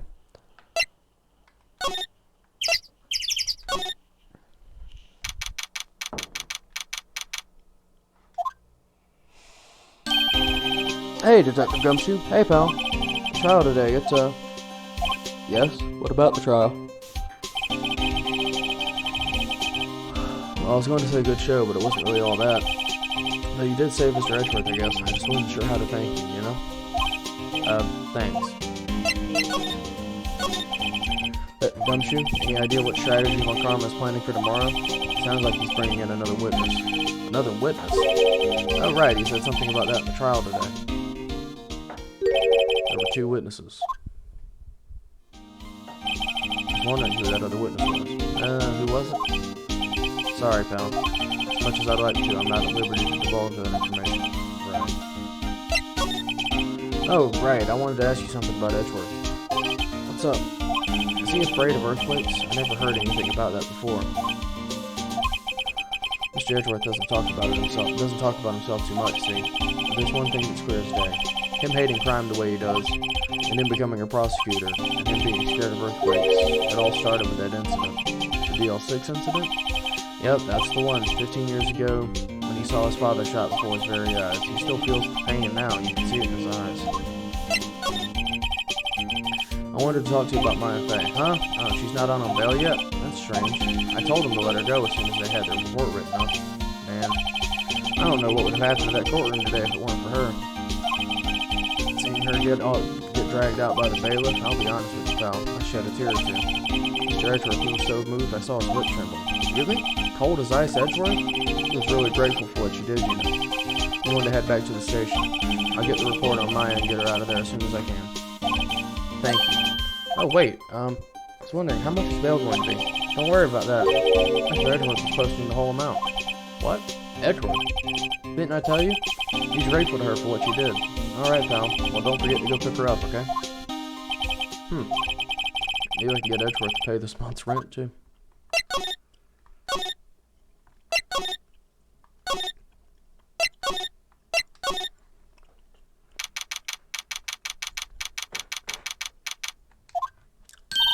Hey, Nick, you finally came. They just finished their paperwork. I'm free to go. Free at last, man. Those interrogators are really mean. They were like, okay, what did you do this time? Like I was some kind of criminal. Can you really believe it? Well, they let you in. They let you out in the end, didn't they? Hmm. Oh, that reminds me. Thanks for bail. Thank Edgeworth. Huh? He posted bail for you. Said he was grateful for what you did. Mr. Edgeworth did that. Have to make it up to him. We've got to win this case, Nick.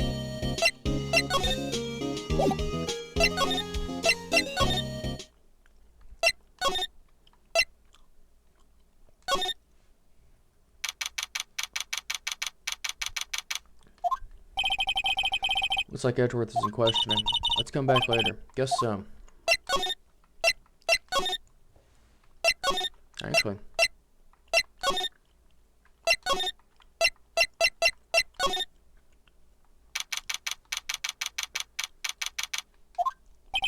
Apparently Mr. Grossberg is on vacation today. Oh, I guess I can come back tomorrow if I need anything. Ah, fresh air. I gotta say, freedom feels great. Behave yourself in the courtroom tomorrow, okay? Misbehaving's much more fun. It's not going to be so much fun for Edgeworth. It's not going to be so much fun when Edgeworth refuses to pay your bail again. Right, I'll behave.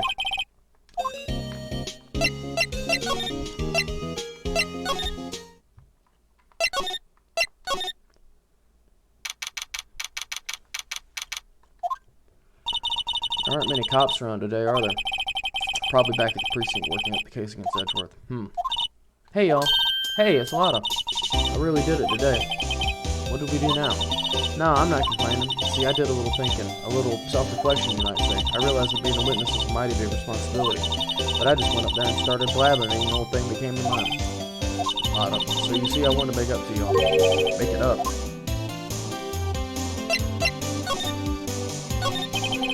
What did you think of the trial? To be honest, I was doing it half just to say I've been a witness. Even though I didn't really see anything. I kind of convinced myself I had to. I'm sorry, I know it caused you a lot of trouble. Yeah, and you almost put a man away in prison for life, but don't worry about it. Yeah, sure, I sure know that now. I'll be fine the next time I witness a murder. Hey, you mean the first time you witness a murder? What about Gordy? Right, well, the way I figured, the trial's only stoking the flames of Gordy fever. I'll get my exclusive photos and rocket to stardom. You go, girl. I wish I could be an investigative photographer, too. Finish your spirit medium training first. Lotta, what do you mean by making it up to us? Well, you see, actually, I got a bit of information for you. That Von Karma didn't want me to say nothing about it. Now we're getting to the heart of it. See, I reckon we might be able to do ourselves a little exchange. Exchange? I thought this was a make it up to us. Right. I propose a little exchange to make it up to you. What? Information don't come cheap, my friend.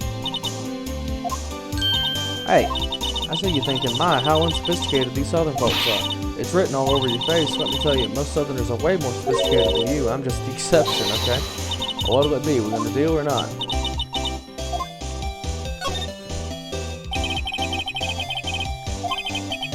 Okay, how much? Huh? You completely off your rocker? I may not be sophisticated, but I'm not trying to rob the poor. Huh? The only fair exchange for information is information. Listen good. What I need from you is information about Gordy. Gordy? But Gordy might not exist. Bring me proof that shows you don't. I'll be keeping watch from the car, okay? You see something, y'all come to me first, got it? Okay, right, see y'all later. Okay, Nick, let's go hunting. Gordy? I sure do. What about Edgeworth? I'm searching for Gordy for him, Nick. Don't you get it?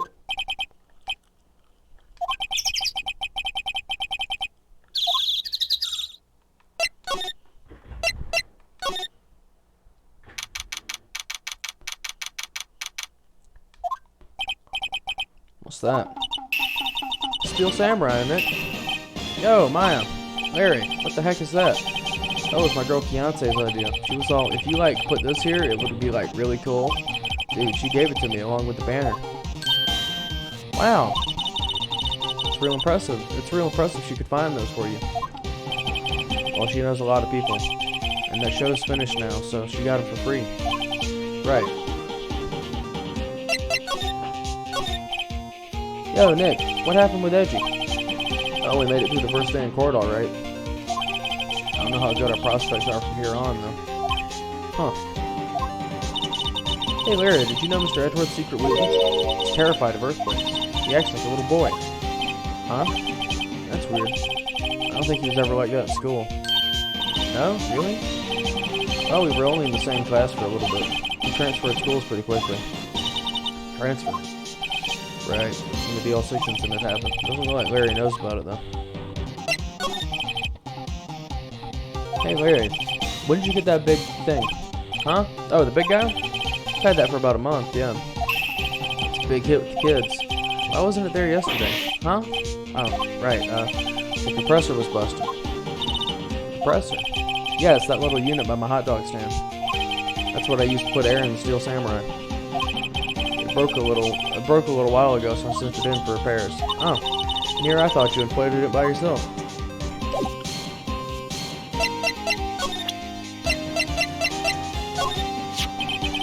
That's the guy that's selling my dogs faster than I can cook them. You think Gordy really exists? Nah, I think somebody probably saw something else that they just thought was Gordy. But I'll keep selling samurai dogs until the truth's out.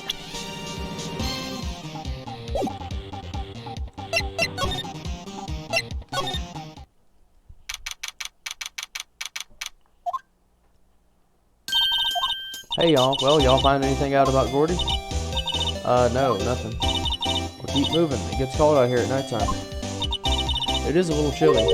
I think I have to sneeze. Whoa, no sneezing.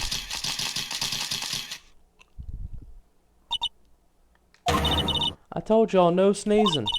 See, I set the camera to respond to things a little softer than a bang. The trigger on one of Von Karma's finger snaps now. Oh, I'm sorry. Yeah, well, sorry's nice, but what about my film? Nick, pay the lady.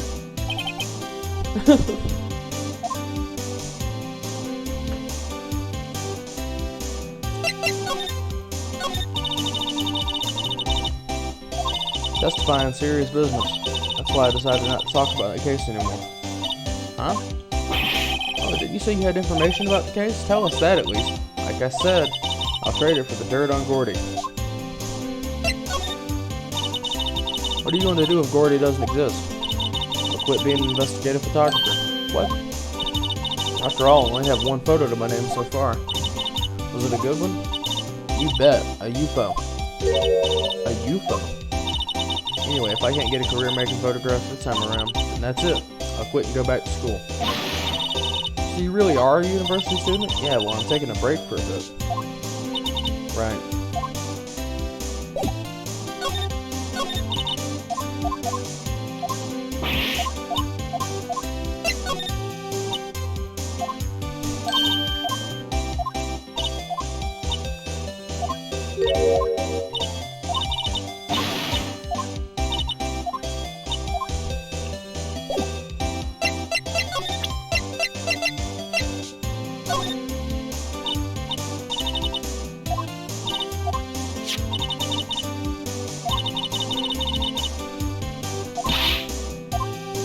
A blurry picture like this doesn't make a hit story. I need a picture that screams, I am Gordy, hear me roar. I can't turn something like this into the paper. What kind of fool do y'all think I am? The kind of fool who would turn a blurry picture in as evidence in a murder trial? Not to mention claiming she saw something she didn't see.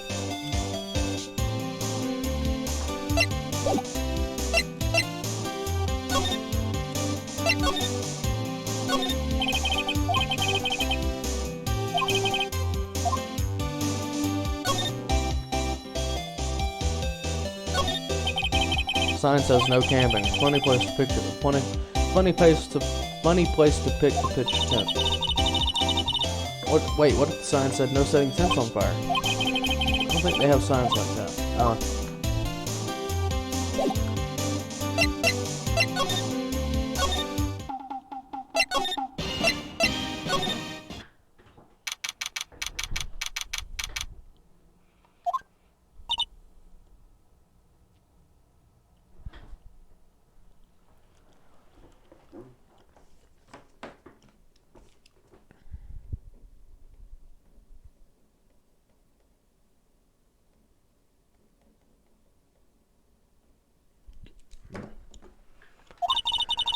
It's always so quiet here. I wonder if the boat shop is closed for good.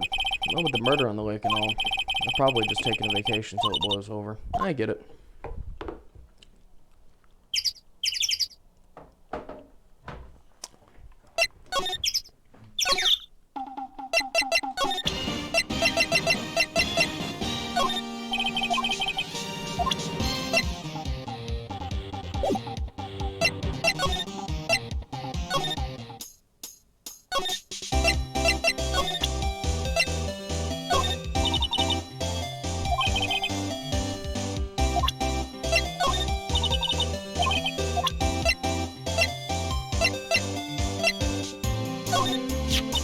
Glad I did that enlargement. No kidding. If we didn't have that, Edgeworth would be in prison now, or worse. There's never a lack of drama when you're on a case, is there, Nick?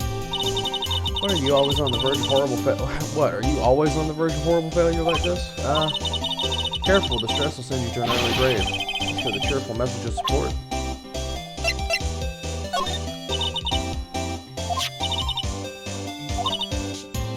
Just watch yourself from now on, okay? Sorry.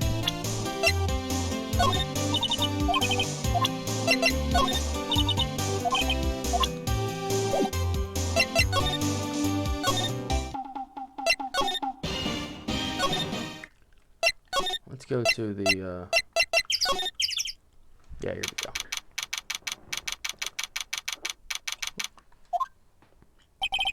Hey there, pal. What's up? You look out of sorts. Wait, you didn't go and do something that's going to hurt Mr. Edgeworth's case again. What do you mean, again? Whatever, have a seat, pal. I'm here for you if you need anything. Besides money, that is. How's the investigation proceeding? It's not, really. We have another meeting coming up. We're supposed to talk about Mr. Edgeworth's motive. His motive? See, Mr. Edgeworth's father died in the DL6 incident. And the guy who got the lone suspect declared innocent was the victim in this case. Robert Hammond. They're saying that's why Mr. Edgeworth shot him. Edgeworth never talks about his past. I bet they'll drag that out and hit him with it in court tomorrow, too.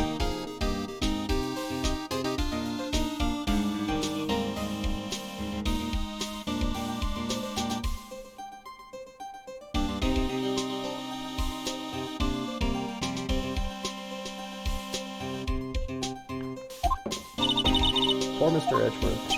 You gotta admit, it doesn't look good, pal.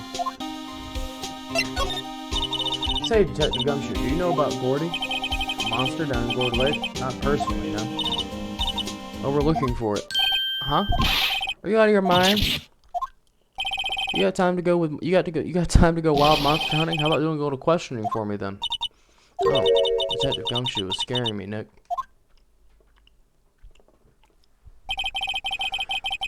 I told Detective Gumshoe about the deal with Lotta. Nick, try telling him sooner next time. Sorry. I see, pal. Sorry for shouting at you. Okay. I, Detective Gumshoe, will aid your search for Gordy. Huh? I'll loan you one of our newest secret weapons for finding evidence. Really? You can take whichever one you like. Okay, give us the goods. Hold on now, everything due first time let me show them to you. These are our best and brightest. Number 1, Missile. This K9 police dog still in training. Missile, here boy. Here he is.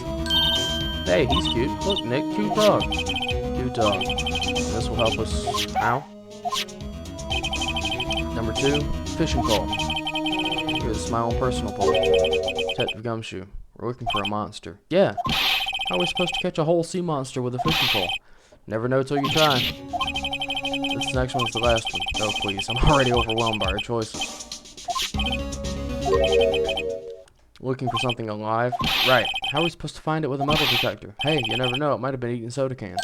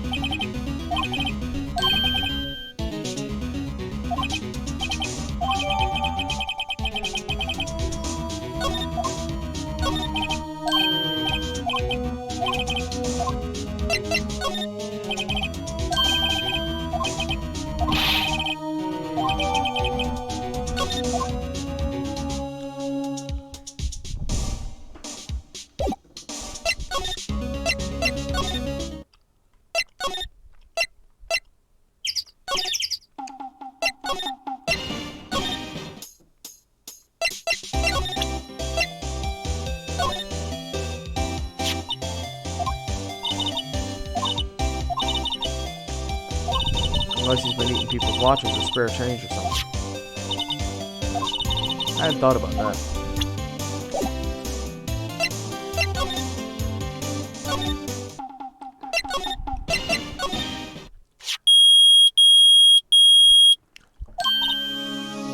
Nick, it's beeping. The metal detector found something. Sure is loud enough about it.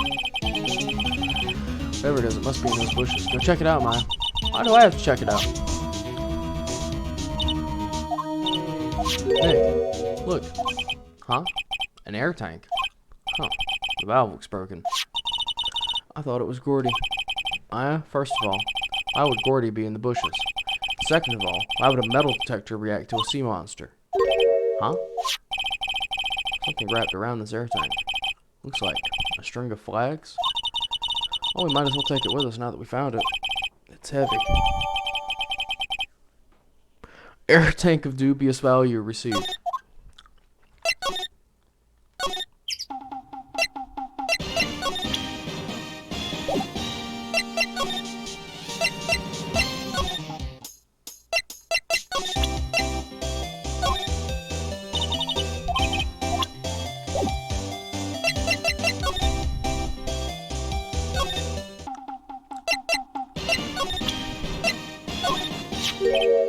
What? An air tank?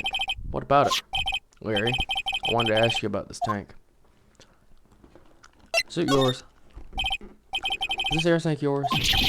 Why would I have a thing like that? Look, see how there's a string of flags around the tank valve? It's just like the string of flags around your steel samurai there. Must be a coincidence. There's strings of flags everywhere these days. Like elementary schools. And used car dealerships. Look, why would I need a tank anyway? Use this to go diving in the lake. What? Why the heck would I go diving in the lake? Wait. You're not saying I had something to do with that murder? No, not at all. Just, hey, you watch it, buddy. I'm not saying anything until my lawyer gets here. Larry, Nick is your lawyer. Well, Larry, she's right. Anyway, I never seen that air tank, okay? Yeah, right. Larry's hiding something, I can tell.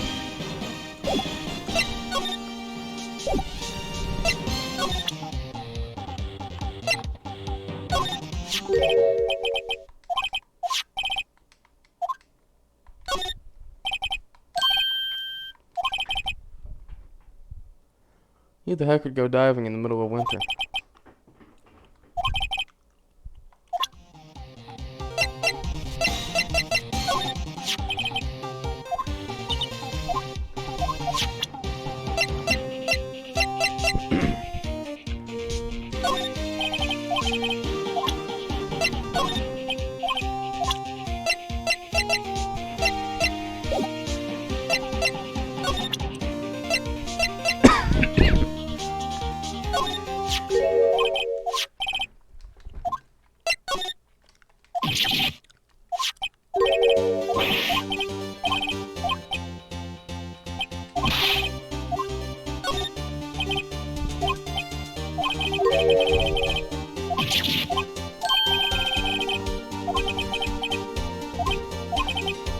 Right.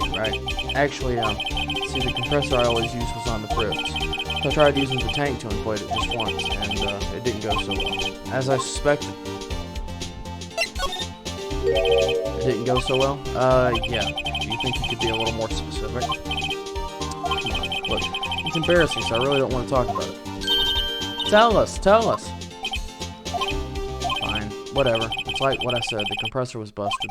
So I took the tank and tried to fill the samurai up with that. And then, BAM! The valve busted open and made this incredible noise. And that tank there took off like a rocket, and it took my poor deflated steel samurai with it. What? Off the gourd lake? It sure scared me out of my gourd, that's for sure.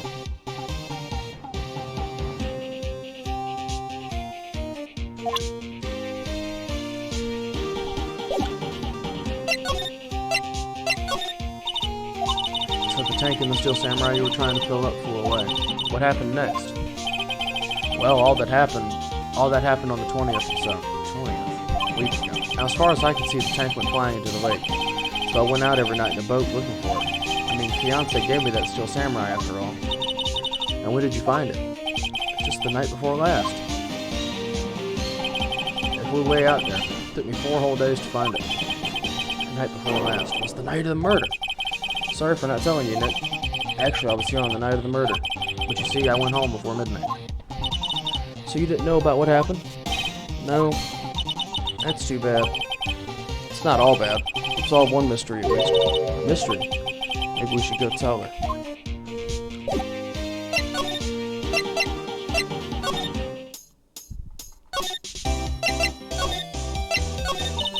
Well, Mr. Lawyer, I've got the info y'all need. Y'all got the scoop on Gordy for me yet?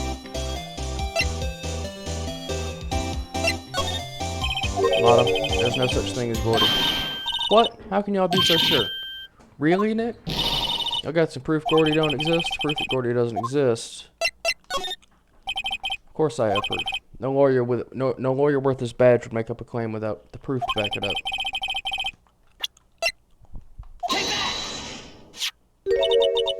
Larry's air tank? What are y'all doing with an air tank? This is Gordy. Excuse me? What exactly are you saying, Nick? There's a stand near here, hot dog stand. There's a giant inflatable samurai doll there. About a week ago, an idiot who happens to be a friend of mine tried to fill it. He used the air tank, and when the valve blew, the tank flew into the lake. Apparently, it made a pretty loud bang when it flew. A bang? The tank, along with the still deflated samurai, fell into the lake. At the same time, a couple was taking a photograph of the lake. This photo. Wait. So you're saying that Gordy is really the Steel Samurai? Well, that's a fine way to ruin a gal's dreams. I'm sorry, Lotta. Nah, it's okay. You win. I'll give you your info like I promised. Poor Lotta. So tell us this information you have. A promise is a promise, I guess. I overheard the cops around here saying something about the witness tomorrow. They said he's the caretaker of the boat rental place up the path here. Boat rental? There's something there? I mean, it looks so deserted. Just an old guy living all by himself. Y'all should go check it out. Thanks, Lotta. We will. Let's get cracking. Hold on. Something else? Yeah, the night of the murder. My camera clicked twice, you know. Wait, so you have another photo? Well, yeah, but there's nothing in it at all, just the lake. I figured it wouldn't be much use as evidence, so I kept it to myself. Well, it might not be helpful at all, but here, take it. Bye now. Y'all take care. Time for me to pack up and leave. Poor Lotta. That's all Larry's fault. The legend still lives on, I guess. The legend? Yeah, the legend of Larry, the familiar to all who know him for any length of time. When something smells, it's usually the butts. Someone should whip that butts into shape.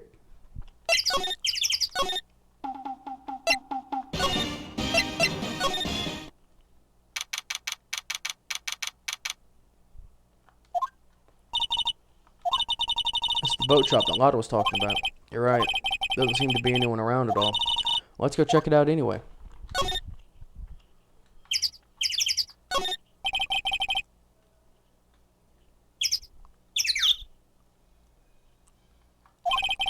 Doesn't look like anyone is around. They're probably closed because of the murder.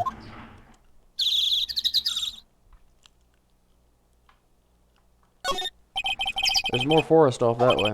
I doubt I'd find any helpful clues in there.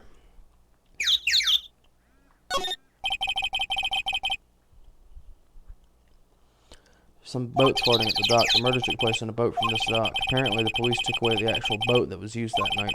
Indeed, there's space for one more boat at the dock.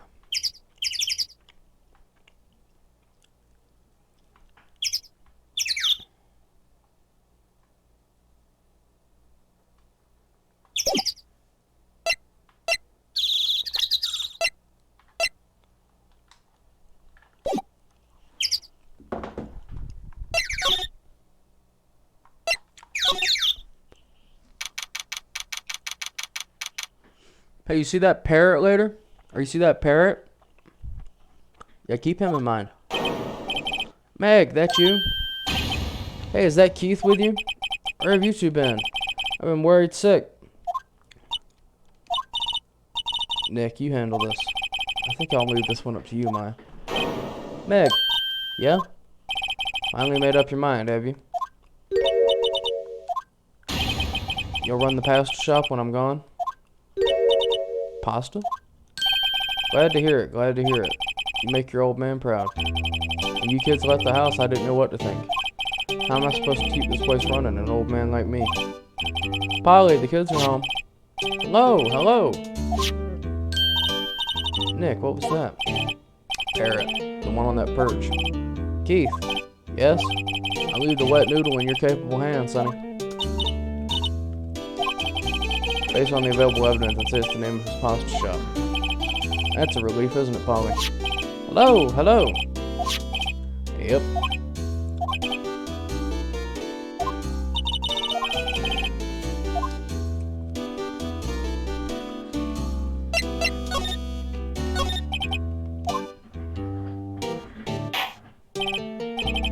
Pasta shop? Yep, to think the wet noodle will live on when I'm gone. My father started it, you know. So that makes you two the third generation. Meg, yes? Tomorrow we'll start with the secrets of dough tossing. Dough tossing? You too, Keith. Yeah? You'll be the best pasta wrangler the West has ever seen. Pasta wrangler? The West? Is it pasta from Italy? Meg? Yeah. You know the best pasta's always been made west of the Rockies, don't you? Right, of course. Everyone knows that. How long do we have to keep up this all in the family charade? This old man must know something about the murder. We're not leaving until we find out what that is.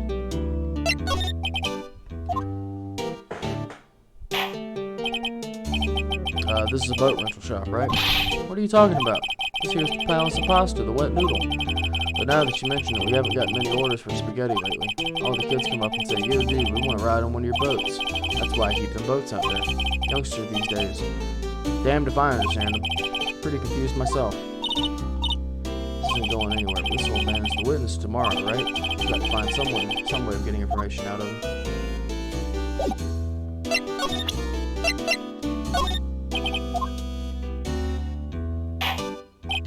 Now listen here, Keith. Remember that tricolor pasta we were talking about? Our rainbowlioli? I figured out last night I figured out the last color we should use, indigo blue. Indigo blue? That didn't seem to work the way I thought it would.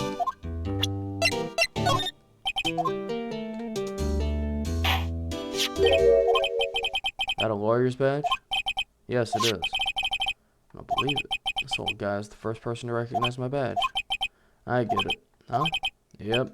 I got you figured out now. You're not Keith. Nick, now's our chance to clear things up. Sir? No, I'm not Keith. I'm not Meg either. We're here to investigate a murder that took place on this lake the other night. Lawyer, huh? Alright, I'll help. But on one condition. When this case is over and done, you'll run the wet noodle. Okay, we promise. Shit, hang on. Mic off.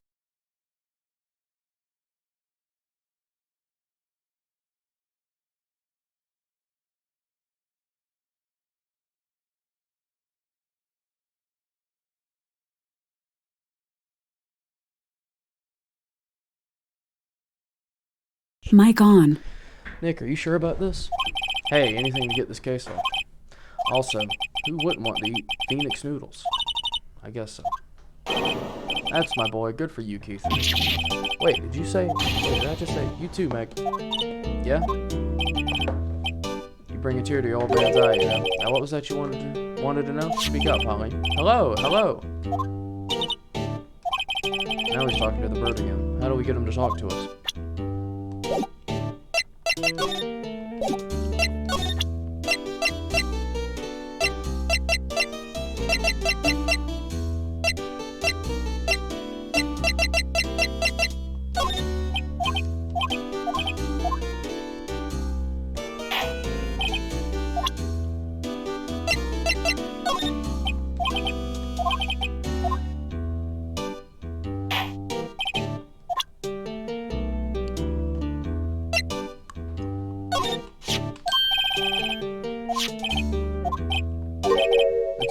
You can call me Dad. You know something about this? Yep, the other night out on the lake. Yeah? Yeah? I know all about that. I've seen it. Tell us what you saw. Well, I suppose. Whoops. Dropped my phone. Hang on.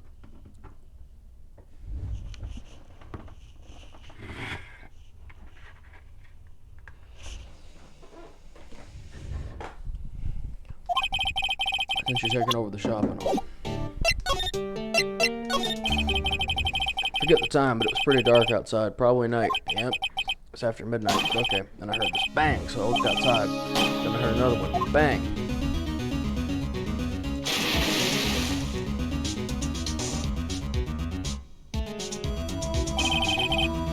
A little while later, this boat comes back. And the young man walked by my window here. He was muttering something to himself. What did he say? Yep. I forgot. I'll remember tomorrow by court time, I promise. I need to know earlier than that.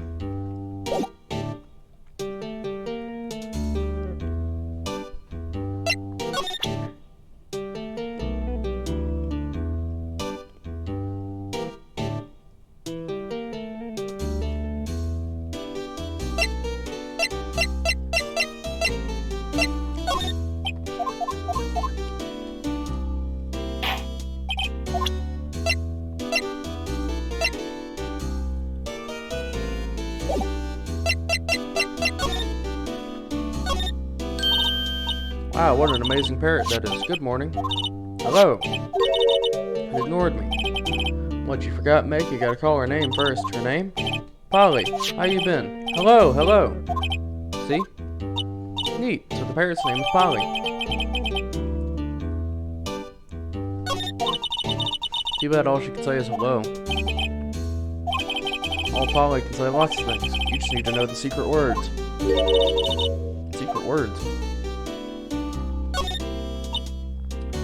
Polly, Polly, what's your name? Polly, Squat. I just found a new friend.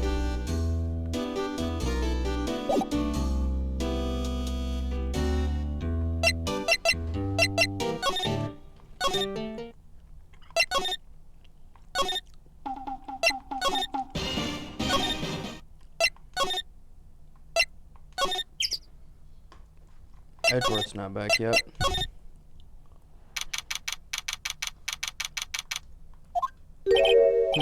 Detective Gumshoe isn't here. Now that you mentioned it, didn't he say you had a meeting to go to? Oh, that's right. Let's come back later.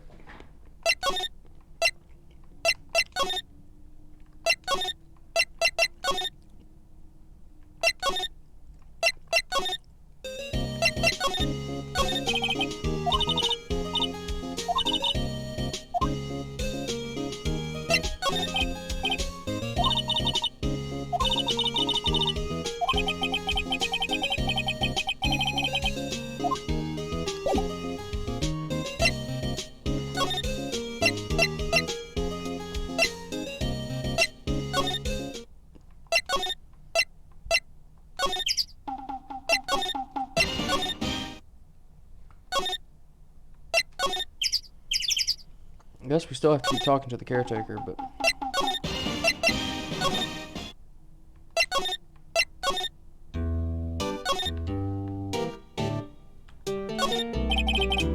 This fishing pole looks expensive. Fishing's all about having the right equipment. How are you supposed to catch anything with a 2-cent rod? That's what I'd like to ask Detective Gumshoe. Look, a little safe. Don't you go opening people's safes without their permission? Maybe later. Later? Look, Nick, he has an electric blanket on his table. Looks warm. It's a great idea. We should do that in the office. We can sit down with our clients, snug and warm, and drink hot cocoa. And what, talk about murders? Ah, you're a party pooper, Nick.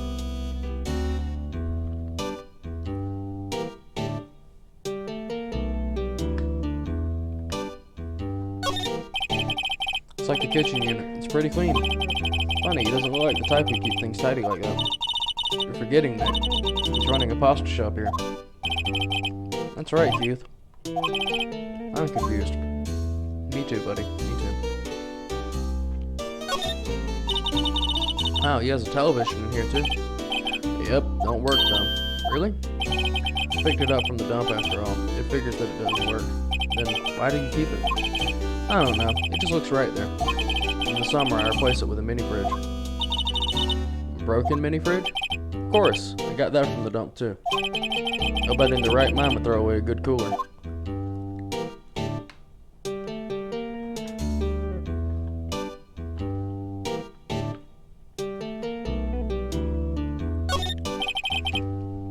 Wow, there's lots of various fish in the Gourd Lake, aren't there? Something's funny, Nick. All these fish are saltwater fish. Of course. What's the point of going fishing in your own backyard? Deep sea fishing's the best. Mighty tasty, too. Right.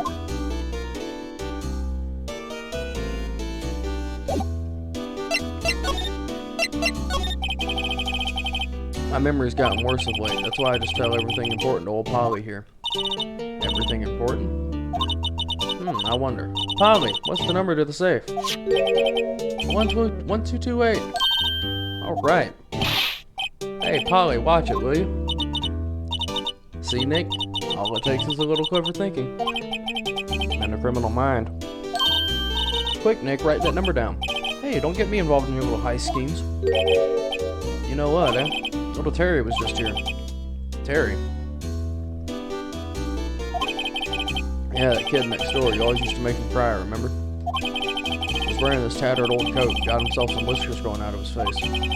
Must be talking about Detective Gumshoe. Comes up and tells me to come down to the court tomorrow. Really? Somehow I don't think we're going to get much useful information from this guy. Maya, maybe we should be leaving. I think you're right. Oh wait, I had one more question. Huh? Polly, have we forgotten something?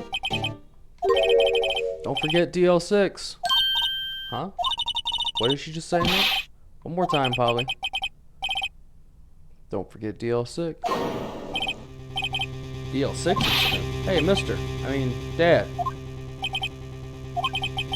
This is getting weird. Who is this old guy? Why would that bird Polly know about DL6? Probably because the caretaker is not what he seems. I have to figure out who that old man is. Oh. What? Lock the door from the other side. Who could that old man be? I think I need to do a little more research on this DL6 incident. Maybe I should ask Detective Gumshoe. Back down to criminal affairs.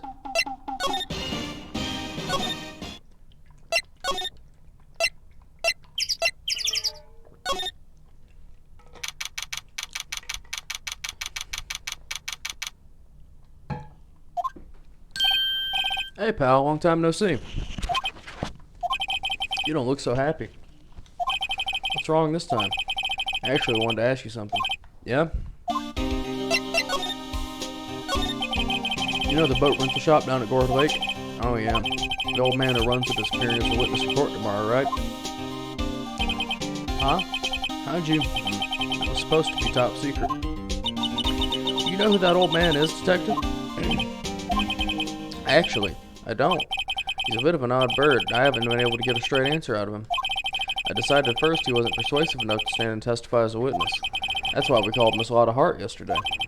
As for who he is, we have absolutely no idea. Sounds suspicious. Detective Gumshoe, please help us. We need to know about DL6. That was when Edgeworth's father died. I can't help but think this has something to do with this current case. To tell the truth, I don't know much about DL6 either. Mr. Edgeworth forbade us from reading the file, so I'm afraid I can't show them to you either. However, if you can convince me somehow that the DL6 incident is related to this case, well, I guess I consider opening the file up. Well, what if I told you about a parrot? What's that, a parrot? The old man at the boat rental shop's parrot. Parrot knew about that incident. That incident? DL6. What? Polly, have we forgotten something? Don't forget the DL6. Or don't forget DL6. Huh? Pretty sure that old man must have taught her that word. Yeah, but how would the old man know about the DL6 incident? Wait, what if that old man was connected to DL6? Nick, you think he might be? I get you. Sounds like you need information on the DL6 incident. Through there is the station's records room. I give you special permission to go in and find what you need. All right, way to go, Detective Gumshoe. Okay, Nick, to the records room.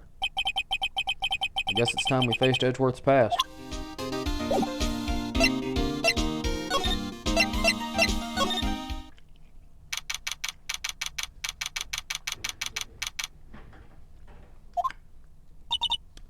Wow, it's amazing. Lee Dusty. 10 years of files and 10 years of dust, I guess. Let's find that DL6 stuff, quick. 15 years ago, both me and Edgeworth were 9 years old. We were almost through with 4th grade when he suddenly transferred. Because of DL6? I found out where the file is. Oh, thanks. Just let me know what you want to know about the DL6 incident. I'll go get the right file.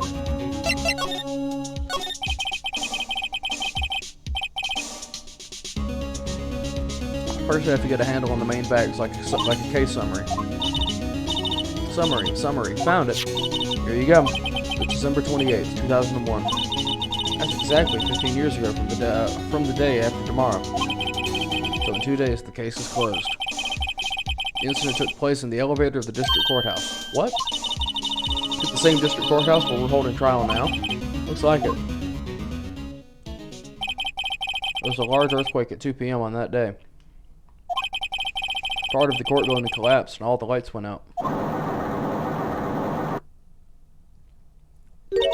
Wow, that was some earthquake.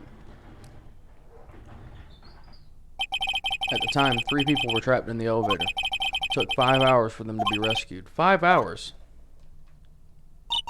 That would be scary like that in the dark. There was a lack of oxygen in the elevator and the survivors were unconscious. The survivors? One of the 3 in the elevator had been shot in the heart. It was Mr. Edgeworth's father, wasn't it? He said his father was shot before his very eyes. So Miles Edgeworth was one of the other passengers in that elevator. You have data on the victim, Edgeworth's father? Yeah, hold on. Victim. Here, found it. Gregory Edgeworth, 35, defense attorney. If he were still alive, he'd be 50. He had lost that day's case in court and got in the elevator with his son, Miles. Miles Edgeworth, of course. So he was in the elevator with his father. From the angle of the bullet and the other evidence, it could not have been a suicide. The murder weapon, a pistol, was found in the elevator. The pistol had been fired 2 times. Where have I heard that before? Huh. It sounds just like this current case. What's going on here? Got any data on the suspect in there? That'll be the guy that my mom got arrested. Hold on, this is it. The man arrested as a suspect in DL6 was Yanni Yogi. He was a clerk of the court, apparently.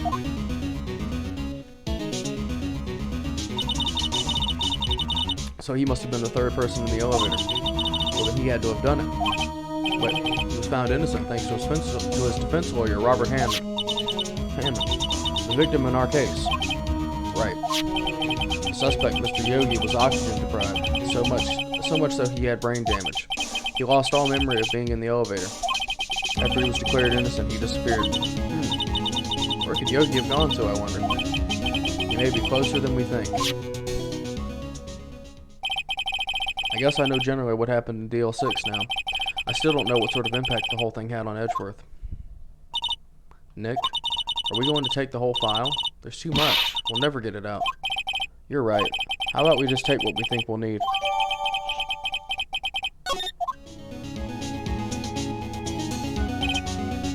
Right. That's probably all we'll be able to find here. Now all that's left is the trial tomorrow. Wonder how Dad will do testifying in court. Yeah, I wonder how this guy will do. One can only speculate. After all, we have no idea who he is. It's just some stranger.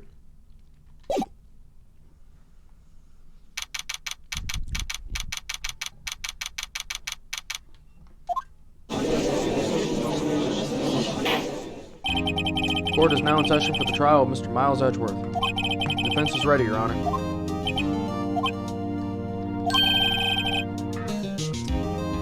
Very well. Apparently the prosecution's also ready. Who's the judge here, anyway? Your opening statement, please. No opening statements, so... Not so fast, Judge. I was taking a meaningful pause before speaking. I fucking hate Manfred von Karma. I really do.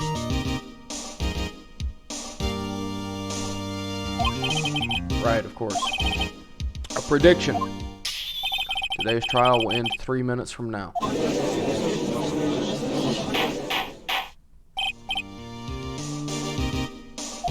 Mr. von Karma, what is the meaning of your statement this morning?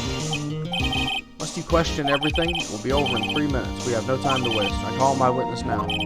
Right. I call my witness, my decisive witness, to the stand. It's that mysterious boat shop owner. You know, you would think with the fact that this guy got off... Well, I'm just going to stop that there, actually, because that's going to spoil the rest of this case. Never mind. State your profession.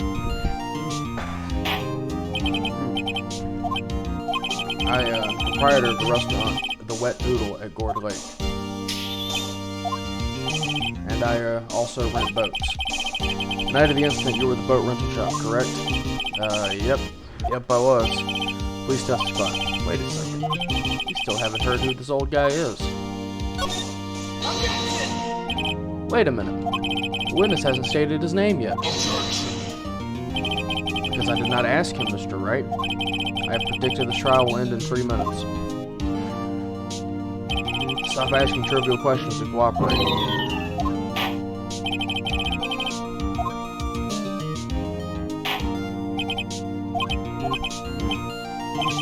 I'm not really sure. What do you mean?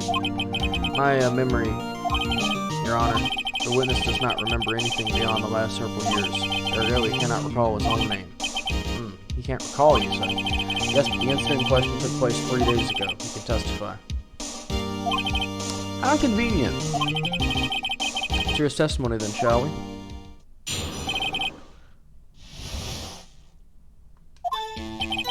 The night of the 24th, just after midnight, I was in the restaurant where I rent boats as usual, and I heard a bang. Yep. Looked out the window, I saw a boat just floating on the lake, and I heard another bang. Just about then, boat comes back to shore and a man walks by my window. Very well. I'd like to begin the cross-examination. There's nothing to question in my witness's testimony. There's a lot to question, you pompous dick face.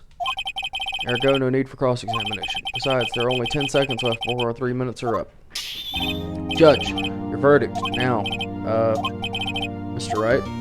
Oh, I'm gonna cross-examine the shit out of him. You bet your sweet bippy I will. What are you saying? Of course I'll cross-examine the witness. Very well, you may begin. 3 minutes just passed. Well, then let's just take our time.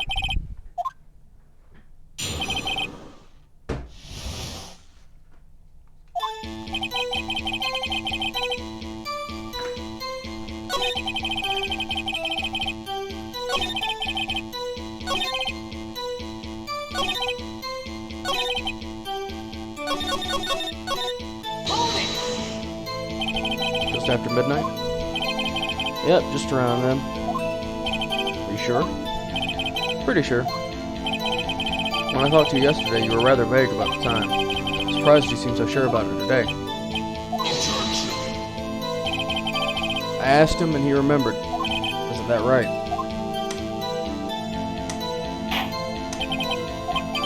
Don't glare at me like that. I remembered it clearly, I did. Yep. See? Continue. I was in the restaurant where I rent boats, as usual. You know, as you do in a noodle restaurant. Is there anyone who can verify that? Well, I guess Polly could. It's not good enough for a court of law, Mr. Wright. Exactly what's not good enough? Polly is a parrot. Parrot? Why so hard on that girl, cutie boy? Prosecution concedes we cannot prove the witness was in the shop. Witness, please continue.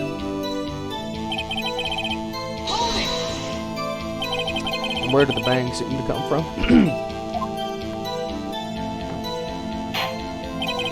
From the lake, I figure. Are you certain? Yep. Good. Continue. When I looked out the window, I saw a boat just floating on the lake. Was there someone in the boat? It's pretty far out there. I couldn't see clearly. But I figured there was 2 men out there. But you couldn't see them clearly. Yep. At the time, that is. Time? And I heard another bang. So you heard 2 gunshots total? Yep. That's what Lotta said in her testimony yesterday. By your window? Yep, by my window, right outside the window of my little shack. And could you see the man's face? Well, the fog was pretty darn thick, but he was right there in front of me. I saw him. It's a rather important detail. Please add it to your testimony. I have a bad feeling about this.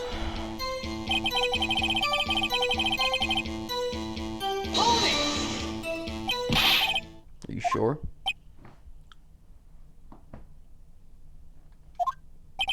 Uh-oh.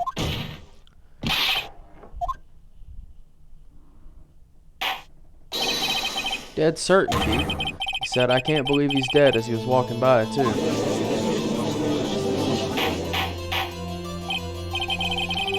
Are you sure that the person you saw was Miles Edgeworth? It was him, that Edgeworth boy.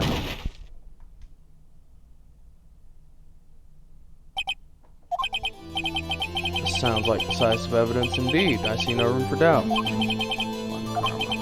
He lured me into cross-examining so he could set me up for a fall. I don't like the way things are going here. Everyone in the courtroom's glaring at us. Better act quick or this trial is going to be over. Your Honor, you proved in yesterday's trial that it could not have been Edgeworth who fired that gun. Mr. Wright, are you referring to the fingerprints from Edgeworth's right hand found on the gun? And the photograph showing the man firing with his left hand? Yeah. That is easily explainable. He could have wiped his prints after he fired. You are ignoring the truth of the matter here. Everything in this witness testimony is true.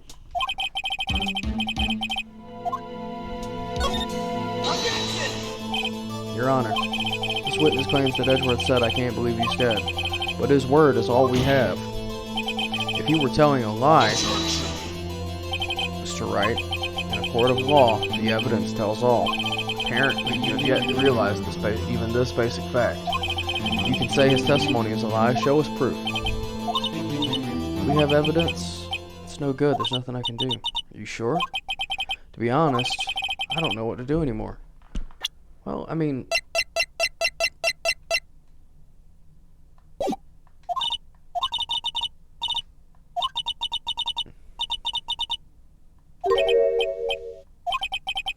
"3 minutes was perhaps too high an expectation.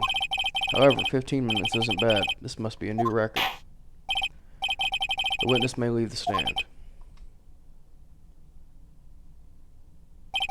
This court sees no reason to further prolong the trial, nor is there any need for any more time to decide the case against the defendant. This case is extremely clear. I see no room for misinterpretation of the facts.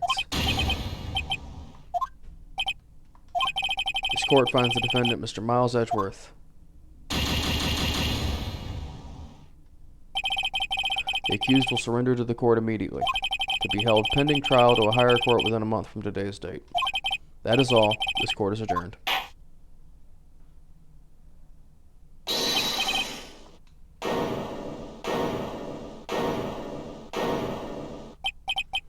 Who was that just now? Me! Huh? What? Mary? What are you doing here? Listen, you gotta listen to me. I was there in the park that night of the murder. I wasn't sure about it until just yesterday. But today I remembered it. Remembered what? The gunshot. I heard it too.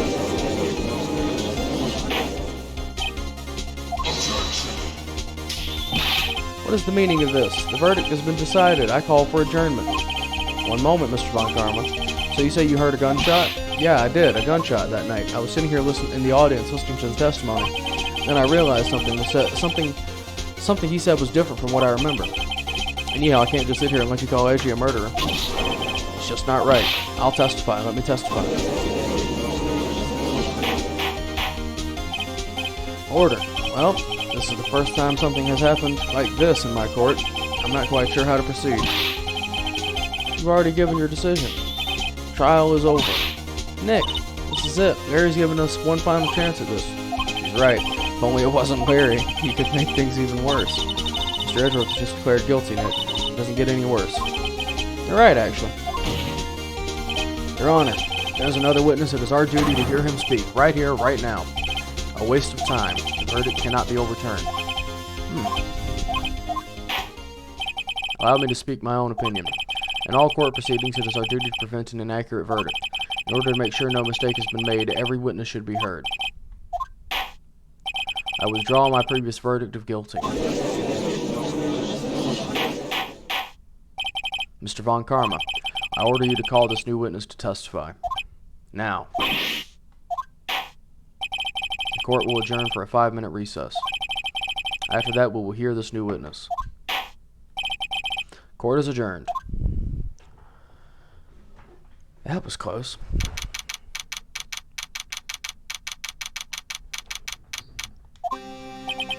That was too close. Sorry to keep you on the edge of your seat like that, Edgeworth.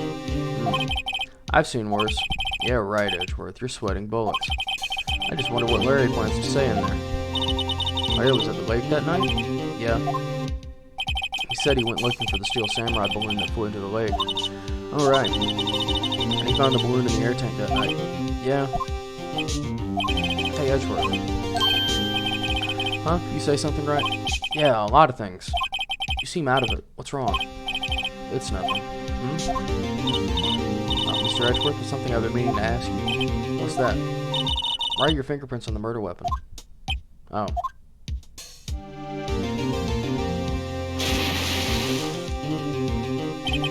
When he fell into the lake, I went into a daze. I couldn't understand what had happened. I couldn't think straight. Then I saw the pistol lying on the floor of the boat in front of me. I picked it up without thinking. I didn't have a reason, really. I see. Right? Yeah? This might be our chance.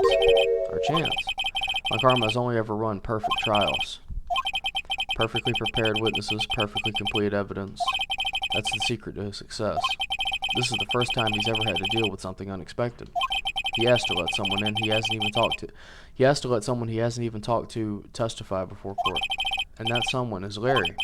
What are you getting at? It's likely his testimony will be full of holes, right?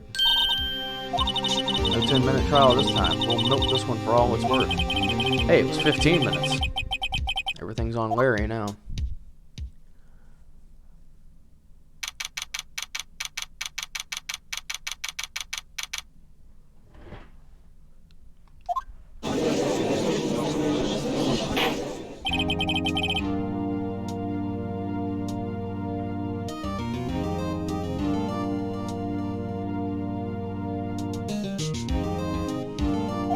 Witness, please testify to the court about everything that you saw on the night of December 24th. Right, give it to me.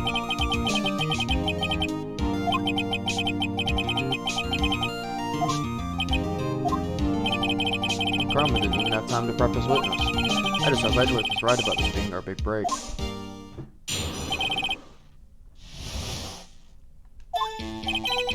That night I was out in a boat on the lake.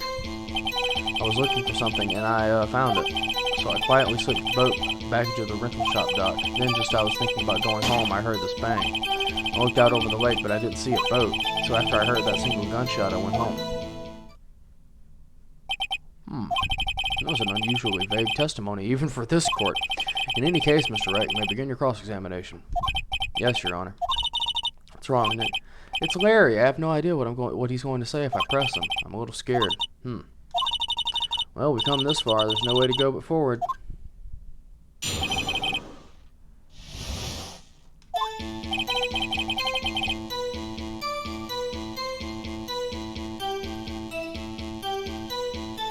Thanks, Dungeon Deep Records, for blowing up my phone notifications. Much appreciated.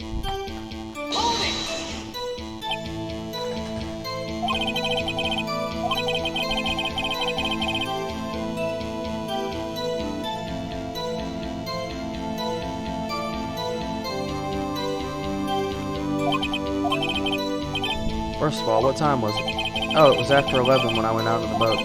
By the time everyone had gone home for the night. So I waited until the coast was clear, so to speak. And why were you out on a boat at such a late hour? Looking for something? Yeah. Mr. Butts, what was it you were looking for? What the witness is searching for is irrelevant. Most likely he was hunting for this Gordy. That's surprisingly close to the truth in a sense. This is all irrelevant. Let's get it over with.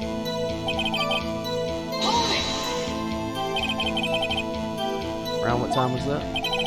Oh, well, let's see. I figure I was out searching for about an hour. I guess it was around 12 o'clock? Yeah. You're not sure? Hey, don't give me that face. I'm not some sort of human sundial, okay? People use watches these days, Larry.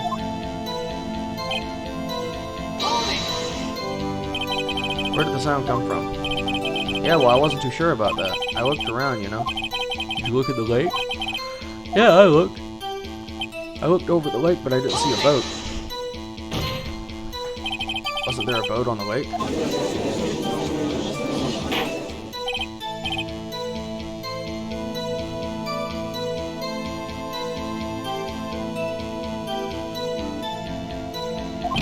Well? Oh, whoa. Everybody just calm down, okay? I mean, it was real foggy that night. I'm not sure whether there was a boat out there or not. Oh, okay. No problem. That's just the most important part of this case.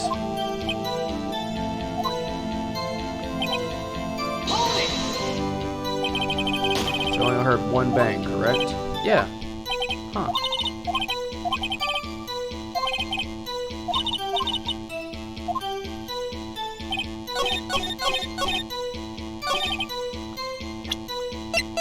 If I'm not mistaken.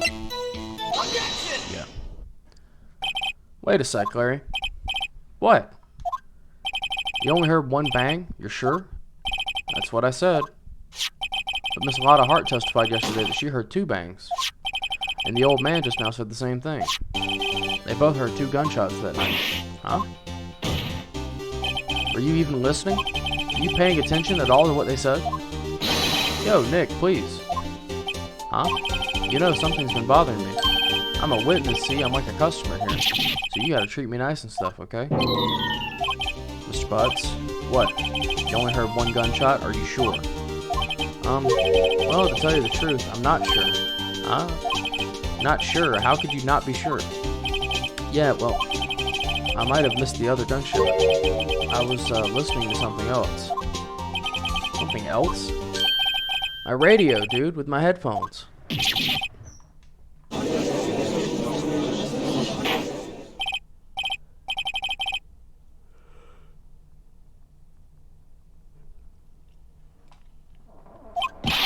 Mr. Butts, you were listening to the radio with your headphones? Yeah, so what? That a crime? I listen to my radio. Everybody listens to the radio. What's the big deal? Mr. Von Karma, your opinion? Waste of time. I do not accept this witness nor his shoddy testimony. Well, Mr. Wright, should he continue the testimony? Oh, indubitably he should. Please allow witness to continue his testimony. Nothing is more pitiful than a lawyer who doesn't know when he's lost. Very well, Mr. Butts. Please give your testimony and be sure to include the details like your radio. Right. Leave it to me. I wouldn't if there were any other way out of this, believe me.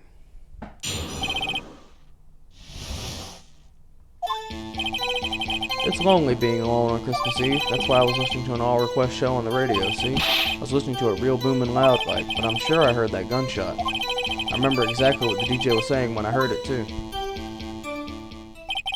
You were listening to your radio at a high volume. Yeah, what's the big problem? Can't a man listen to his radio in peace? Isn't this a free country? I truly believe Larry has no idea what the problem here is. Judge, can you believe a word this witness says? What he heard was probably nothing more than a drum beat from the radio. True enough, it is difficult to believe this testimony. Wait, Your Honor.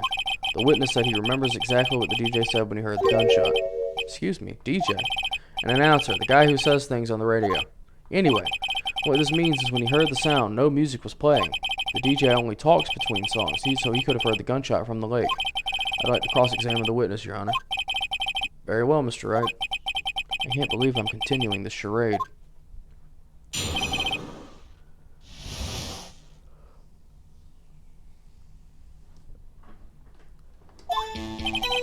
It's lonely being alone on Christmas Eve. So you turned on the radio? Right. I just wanted to hear someone's voice, you know? Don't know what it's like out there alone on Christmas Eve. Alone! Shouldn't have said anything. Do you by any chance remember the name of the program you were listening to?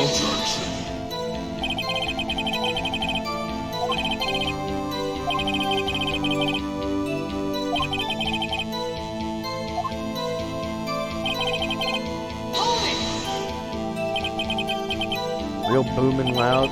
Yeah, you know. You had headphones on? Yep. I wouldn't think you could hear anything going on outside at all. Can you prove that? No, of course you can't. No, I can't prove it, but I remember that moment real clear. I mean, while I was talking about it, it came back to me real clear. What did she say? Mr. Wright, please cease these pointless questions. What possible good could knowing what a radio DJ said do us? Indeed, Mr. Von Karma has a point. I'll allow the question only if you see some reason why we should care. We should care, Your Honor. Of course we should. Why? Well, how do you know if we don't ask? Fine, very well. Mr. Butts, please testify to the court. What was the radio announcer saying when you heard that gunshot? Just when she said, "Hey, it's almost Christmas," I heard the gunshot. Oh, really?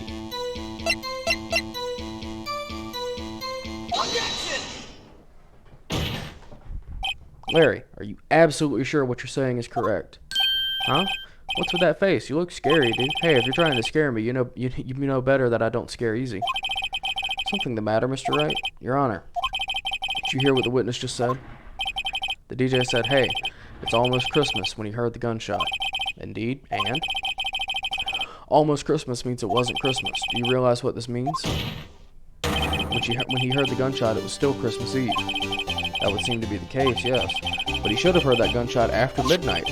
This photograph is irrefutable proof of this fact. Let's see what the time was on the photo, and let's see what the time on the photo was when it was taken. 00:15, 15 minutes after midnight on Christmas Day. This is a clear contradiction, Your Honor.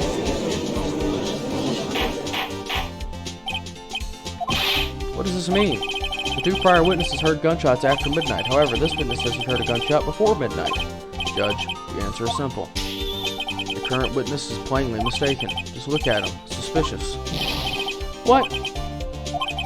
Well, Mr. Wright, what do you think about Mr. Butt's claim that he heard the gunshot before midnight?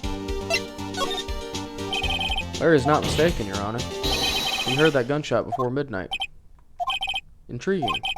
I'm assuming you have evidence for this wild claim? Show me evidence there was a gunshot before midnight.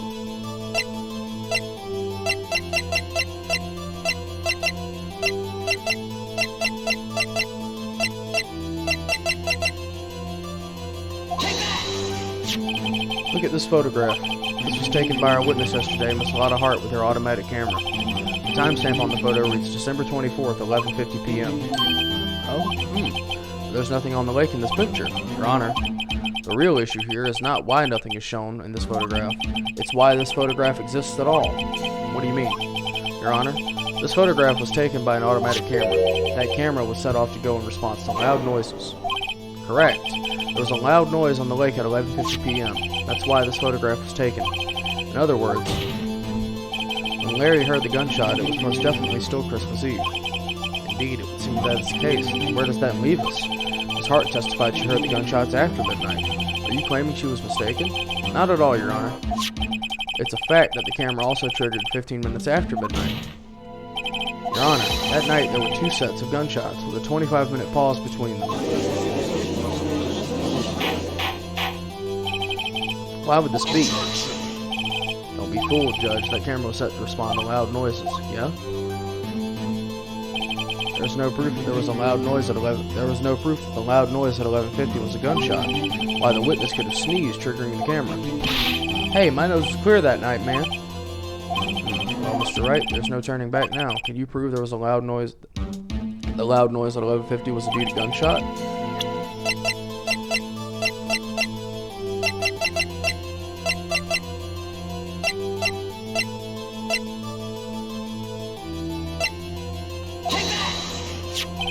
This is my evidence. The murder weapon? Something about this pistol was bothering me, Your Honor. Both the witnesses who testified yesterday heard 2 gunshots. However, the murder weapon was fired 3 times. When then was the last shot fired? Only now I've realized the truth. That 3rd shot was the shot Larry heard just before midnight. That would make sense of the evidence That would make sense of the evidence we've seen so far. However, this leaves me wondering exactly what did happen that night on the lake. Exactly. If this is true, there were 2 sets of gunshots separated by 25 minutes. One at 11:50 and another at 15 minutes after midnight. Why, I ask you, why? Wait a second. Gunshots separated by 25 minutes. I have it. Huh? Remember the case with the Steel Samurai? Yeah, of course I remember. The murderer in this case had the same idea as the murderer in that case.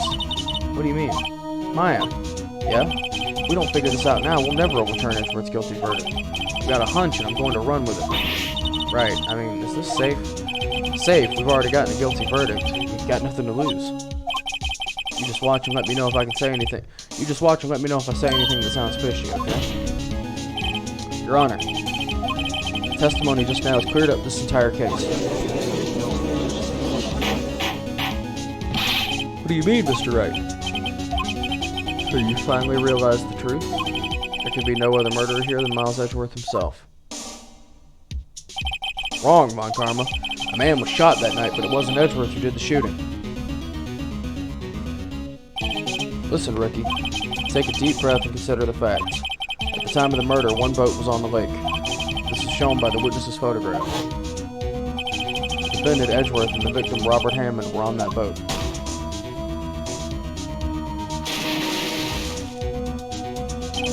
There was a gunshot fired on that boat and Robert Hammond fell into the lake. The distance of the shooting was 1 meter. It couldn't have been suicide. Well, the guilty party has to be the other man on that boat. I admit it is hard to imagine any other possibility. Yes, but this assumes that the victim was shot at 15 minutes after midnight. What do you mean by that, Mr. Wright? We have photographic evidence at the time of the shooting. The timestamp on the photo says 0:15, but Larry had the gunshot 25 minutes before that. Robert Hammond was killed then, 25 minutes before the shot on the lake. It's the only way that Edgeworth could be innocent. Mr. Wright, are you quite mad? Explain who the 2 men in this boat are. It was the murderer and Robert Hammond. What are you saying? That contradicts what you just told the court. You said that Robert Hammond had been killed 20... Yeah, whoops.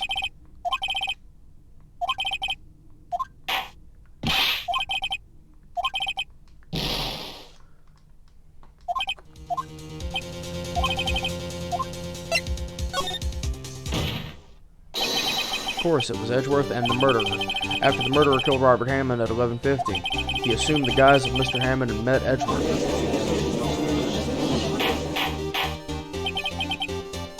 Are you serious? Yes, Edgeworth won't tell us why he went to the lake that night. However, I have a hunch. That night, Robert Hammond called Edgeworth to the lake. Now, Edgeworth didn't know Robert Hammond's face that well. That's why he didn't suspect anything when the murderer took Robert Hammond's place. I'm not sure what to make of all of this. Ludicrous. Mr. Wright, tell us the name of the murderer then. The murderer's name? Right, it's... Actually, I don't know the murderer's name. You don't know? Again, you waste my time. I don't know because he never told us. The murderer is the caretaker of the boat shop, that old man. At 11:50, he was the one who killed Robert Hammond. The caretaker of the boat shop? Where did he do this? There weren't any boats on the lake then. Why would he have to go all the way out on the lake just to shoot someone? May I suggest that the real scene of the crime was not on a boat? Well, then where did the murder take place?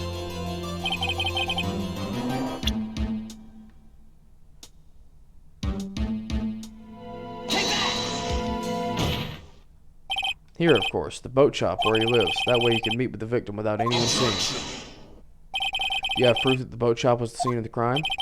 Recall Larry's testimony, if you will.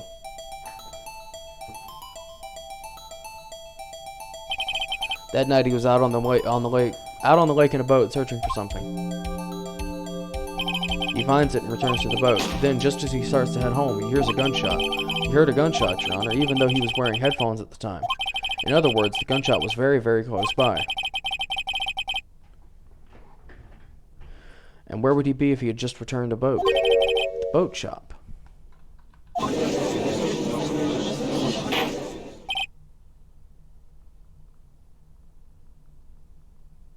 Mr. Wright, what happened that night on Gourd Lake?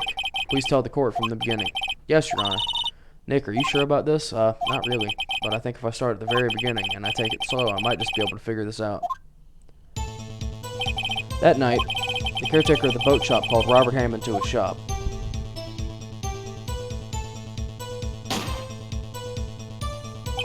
This was around 11:50. That was when the gunshot that Larry heard was fired. After that, the caretaker put on Robert Hammond's coat. He became Robert Hammond. Then he got in a boat with Edgeworth and went out into the middle of the lake. Then who fired the pistol on the boat, Mr. Wright?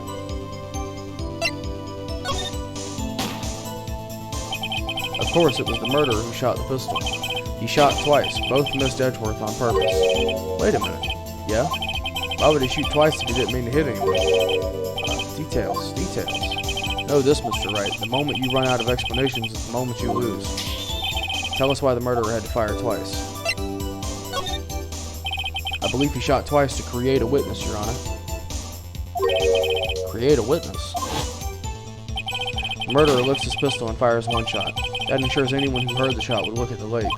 Indeed, Miss Hart did exactly that after hearing the first gunshot. Next, the murderer waits a bit and then he fires again. Then, the murderer jumps from the boat himself, leaving the pistol in the boat behind him. I see. Someone looking from the edge of the lake. It would appear that one of the men on the boat had shot the other. The murderer didn't know about the automatic camera, of course. That's why he shot twice to draw attention to the boat. Once you realize that, everything else falls into place. The boat shop caretaker swam back to his shop. Then he put Mr. Hammond's wet coat back on the body and threw the body into the lake. This is what happened, Your Honor. These are the events that transpired that night on Gourd Lake.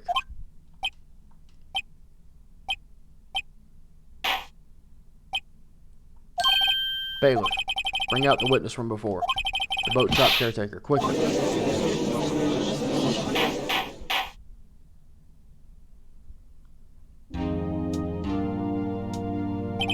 Very well. While we're waiting for the caretaker, I would like to ask the defendant, Miles Edgeworth, a few questions. Mr. Edgeworth, please take the stand.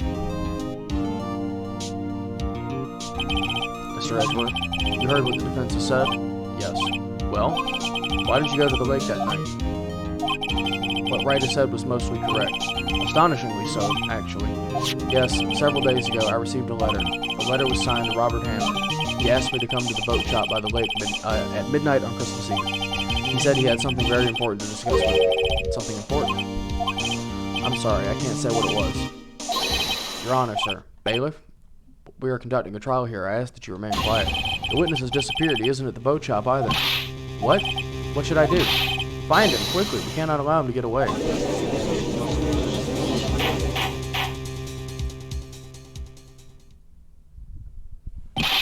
Mr. Von Karma, your witness has disappeared. A search warrant has already been issued. It goes without saying that I cannot declare a verdict under these circumstances. I will extend the trial until tomorrow, the final day allowed. I request that the police department utilize all its forces to find that witness. Am I understood? One more thing. Just who was that boat shop caretaker? I think his identity has become very important to this trial. I want him, and I want to know who he is. Very well. Court is adjourned.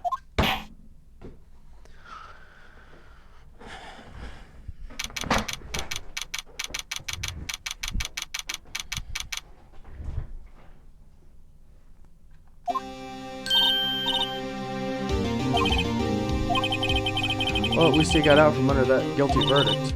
What about Larry?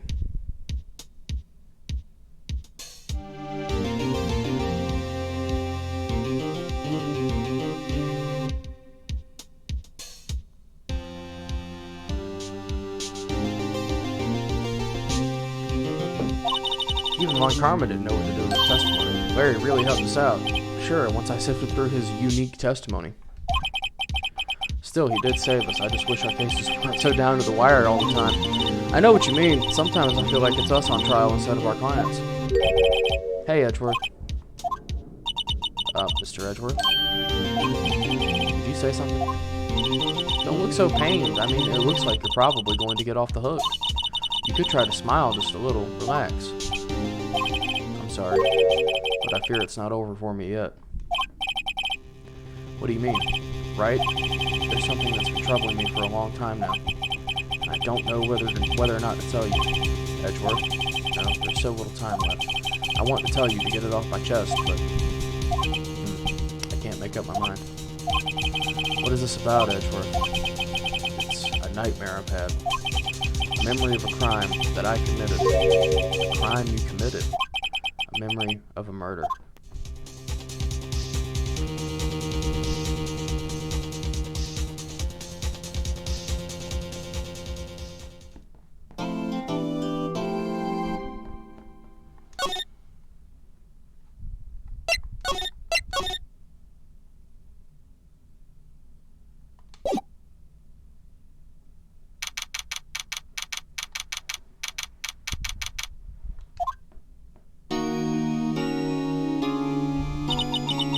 What was Mr. Edgeworth talking about? I have an idea.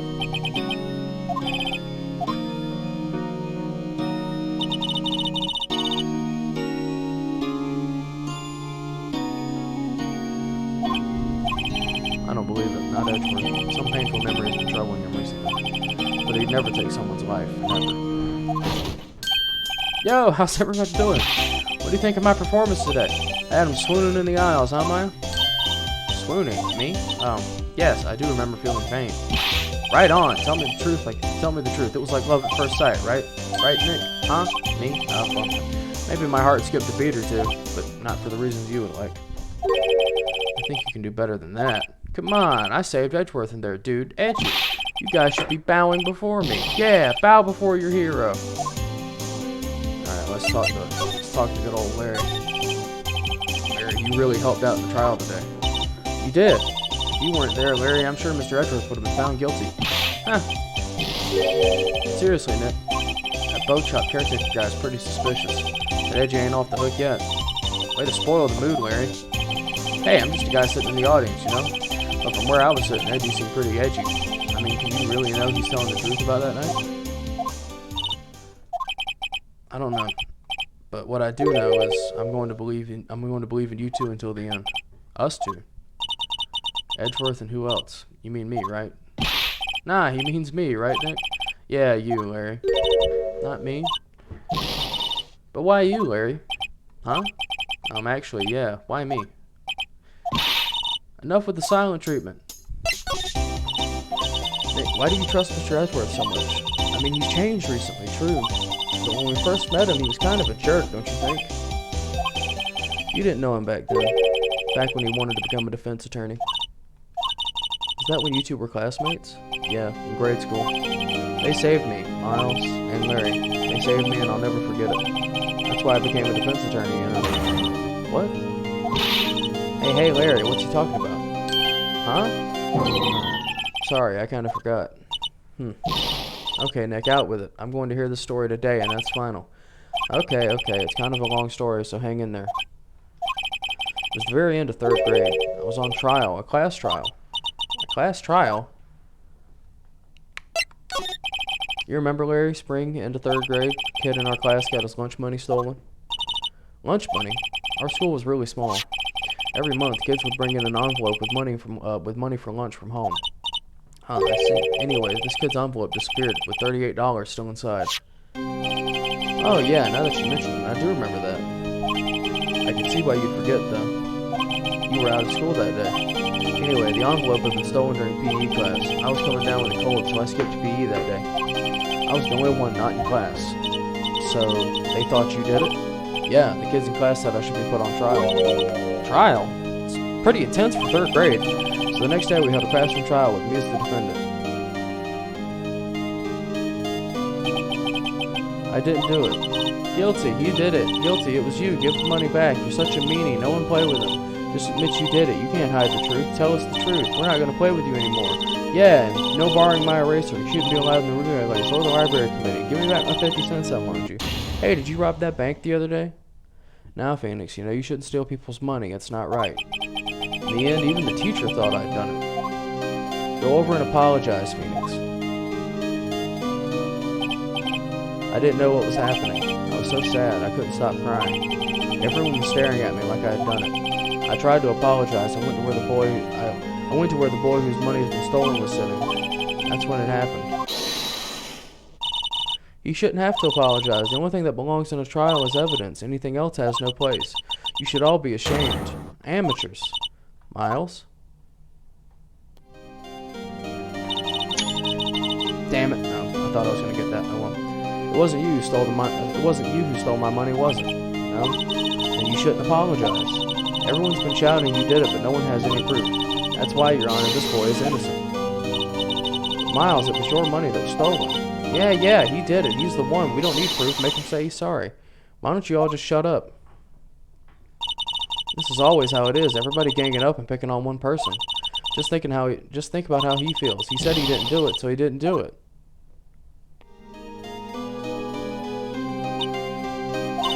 Very well. I will replace the money myself. This class trial is over. That's how it happened. After that, the 3 of us were the best of friends. Wow, I had no idea. Yeah, I had no idea either. I mean, I forgot. That's when I learned about what it means. That's when I learned what it meant to be alone. Totally alone, without a friend in the world. You did a good thing, Larry. Yeah, well, I was just lucky that I took the day off from school. If I had been there, they would have thought I'd done it. So I took it kind of personally, see? If something smells, it's usually the butts. Anyway, Edgeworth and I talked about that. I talked after that class trial. That's when I heard his father was a defense attorney. I remember his eyes would shine when he talked about his father.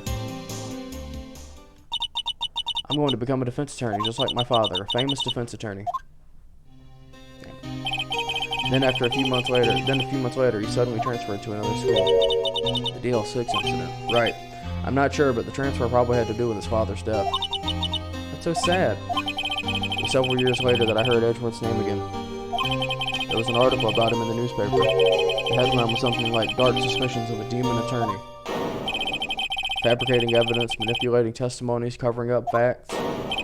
The article said he'd do anything to get a guilty verdict. Anything. But why? What happened? I mean, that's not the Edgy I used to know at all. That's what I thought too.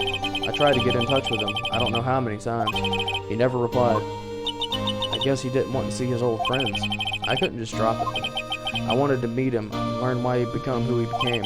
That's when I decided. Wait, you don't mean... That's why? That's why you became a defense attorney? To meet Edgeworth? If I was a defense attorney, I knew he'd have to meet me whether he wanted to or not. In court. Edgeworth believed in me, and I believe in him. He's in pain, and no one's on his side. I'm the only one who knows the real Edgeworth. I'm the only one who can help him. Whoa, Nick. So is that why you helped me out for free? Yeah. I helped you because I believed in you. Except I don't remember saying I'd do it for free. Oh, Nick. We have to save Mr. Edgeworth if it's the last thing we do, okay? Yeah, it very well may be. First is that rental boat shop caretaker. We need to find out who or what he is. I'd settle for him. I guess I can clean out some of this evidence I no longer need. Let's go.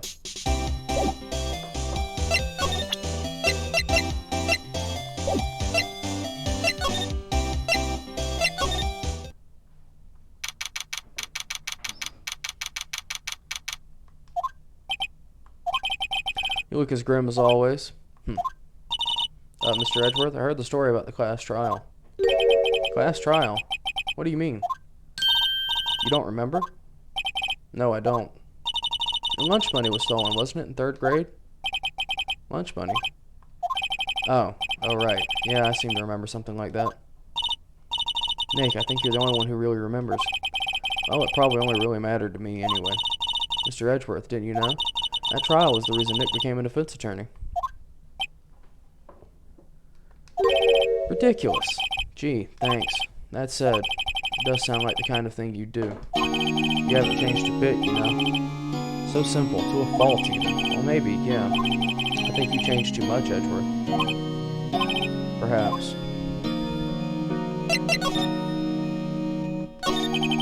Hey, Edgeworth, why did you become a prosecutor anyway? You used to look up to your dad. You said you wanted to become a defense attorney, right? I couldn't let myself deny reality like you.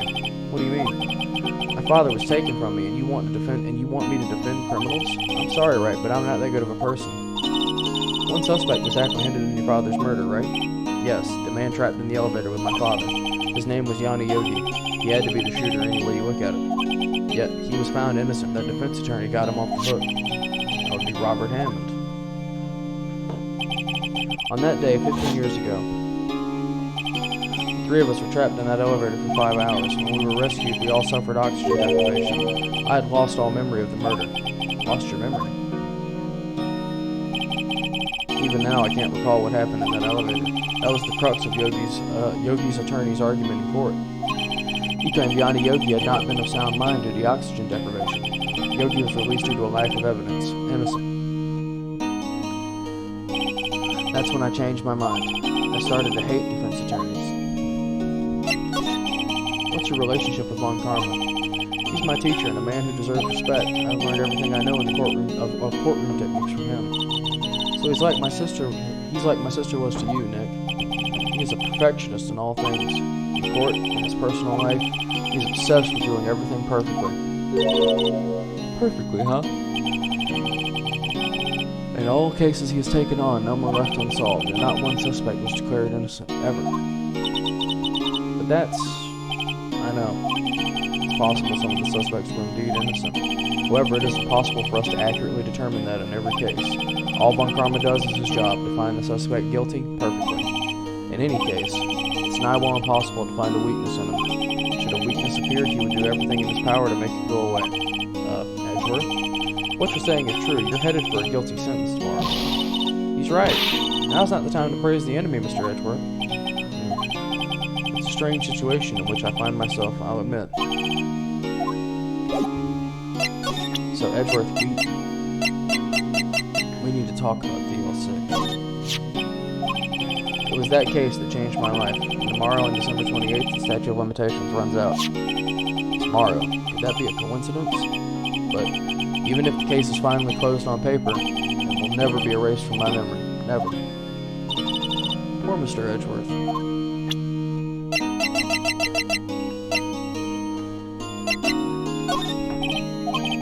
Sorry, I'm not sure I can help you with that. What are you showing me this picture for? No reason. You know, I was impressed by your deduction in the trial today. Granted, you were at the end of your rope, but still. Nick, you noticed, huh?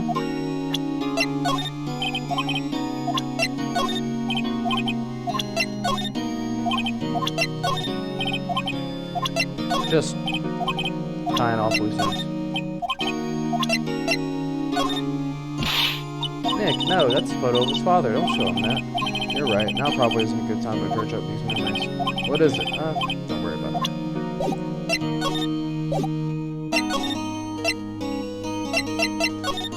Pop down to criminal affairs real quick.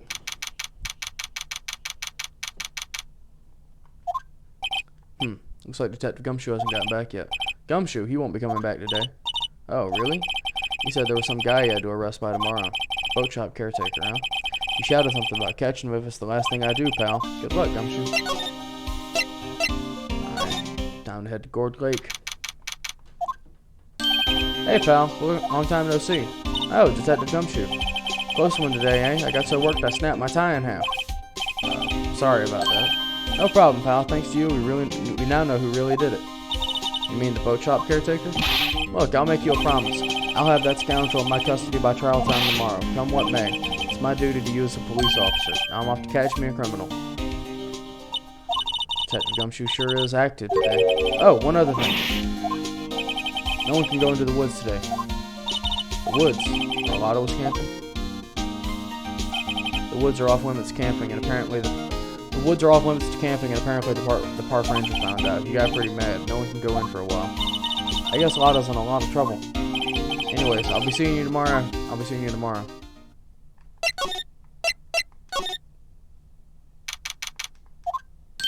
Huh? The steel eyesore is missing. Eyesore?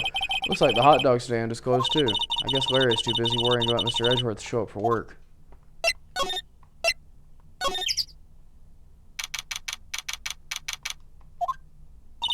That old caretaker got away. Yep. I never imagined he might be the real murderer. I'd know that clearing of the throat anywhere. What are you doing down here, man? What might you be doing here? Out for a walk, Ah, the days of my youth, like the scent of fresh lemon, you see. Mr. Grossberg, this is no time for idle reminiscing. Mr. Edgeworth's trial ends tomorrow. Ah, that is true, yes, but from what I saw at today's trial, Edgeworth should be fine, right? Well, yeah, I'm not so sure about that. What do you mean by that? Well, I'm not sure. If you find anything out, come by my office at once. I might be able to offer you some assistance. Thanks. Bye. What do you think Mr. Grossberg was doing here anyways? Who knows? But nobody's home. Hello, hello. Hey, it's Polly. I wonder where your owner's gone, Polly. Hello, hello. I can't believe you'd run off and leave his poor parrot to fend for herself. Hello, hello. Let's take a look in that safe, shall we? That reminds me, Nick. Polly here knows the number to the safe, right? Yeah, that's right. Polly, what's the number to the safe? 1228. Let's open it, Nick. Come on. I'm sure there isn't any money in there. Aw. But hey, he keeps it locked, right? So there must be something of value in here. I'm not so sure. Okay, Nick, let's see what's in there. Let's see what's inside. I guess there might be a clue or two. The only thing in here is a letter. A letter? Oh, boring. There's nothing. There's no name or signature on this thing.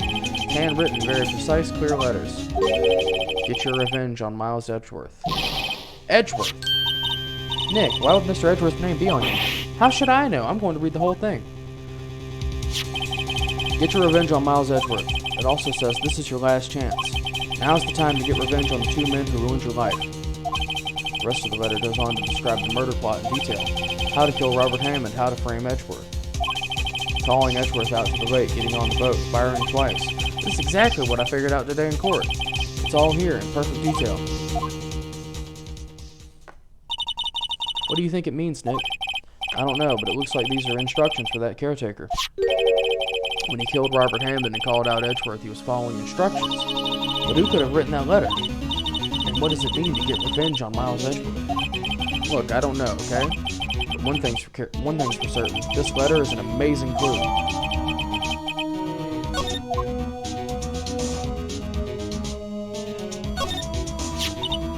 Maybe I should take care of Polly, Nick? You probably shouldn't just kidnap her. The police know about her anyway. I'm sure they'll do something. Well, okay. Sorry, Polly. He says I can't take you. Great, now the bird's going to hate me. Say, Nick, don't people usually put pictures of fish up on the wall to boast about them? Yeah, I guess. You mean the pictures of the fish they caught, right? Right, but don't all the fish on the wall here look really puny to you? Well, you know what they say. You should have seen the one that got away. Except the one that got away from us was the caretaker, and we did see him. Why do I feel like we're having two different conversations here?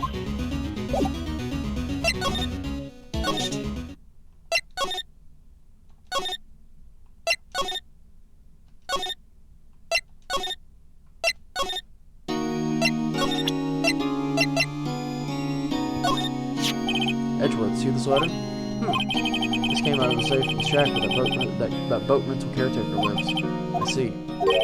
Revenge on me? Who is that old guy anyway? I don't know. Could he be an innocent defendant you got declared guilty or something? Nice, right? But I don't remember that old man. Not at all. So he was following this letter then? Which means there was someone else behind it. Now it's the time to get revenge on the two men who ruined your life. Two men, meaning myself and Robert Hammond. It also says this is your last chance. Last chance. Wait. Maybe he's talking about the statute of limitations on the DL6 incident. Wait, that old man. What is it? Do you know who he is? Yogi. Could he be Yogi? Yogi, the suspect in the DL6 incident, the one who was found innocent. Yanni Yogi was a court bailiff at the time. We just happened to be in that elevator together 15 years ago.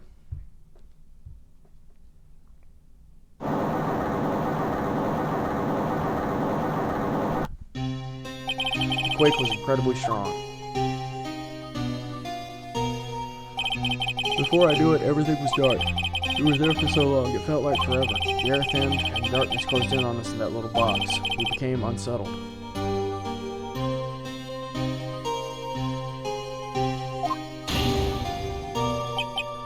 Help, I can't breathe. Quiet, I said quiet. You're not making this any easier.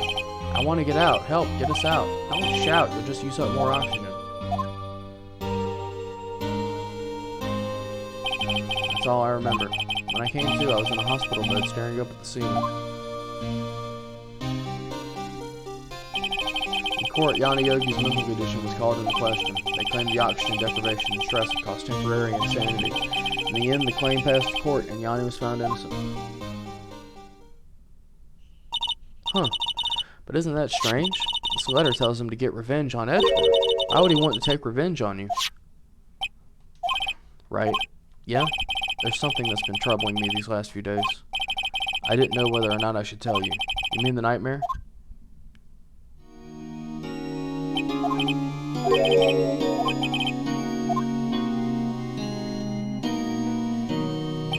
I think the time has come to tell all. For the last 15 years, I've had the same dream almost every night. I wake up in a fearful sweat every time. What kind of dream? It's a dream about my father's killing in the dark. Help, I can't breathe. Quiet, I said quiet. You're not making this any easier. I want to get out. Help, get us out. Don't shout, you'll just use up more oxygen. I can't breathe, you're using up my air. What? Stop breathing my air, I'll stop you. What? What are you... Stop breathing my air. No, Father, he's attacking Father. Then I see the pistol lying by my feet. I don't know if it was evidence from that day in court or the bailiffs. In the days I pick up the pistol. Get away. Get away from my father.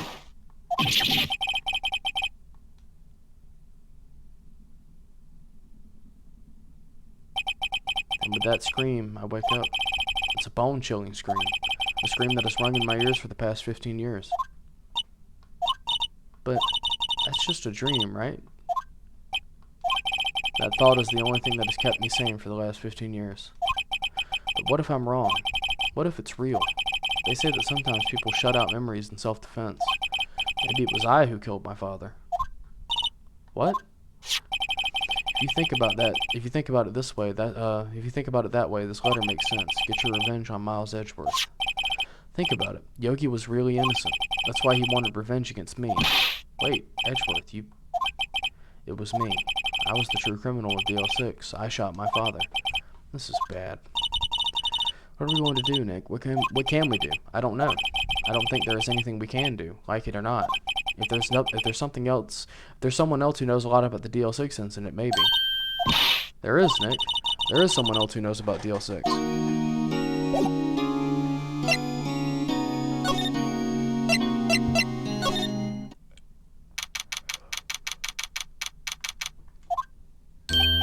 Mr. Grossberg. Ah, hello there. What's wrong? You look troubled. No kidding. I can't believe you're not. My. Just calm down and tell me what's happened. It's Mr. Edgeworth.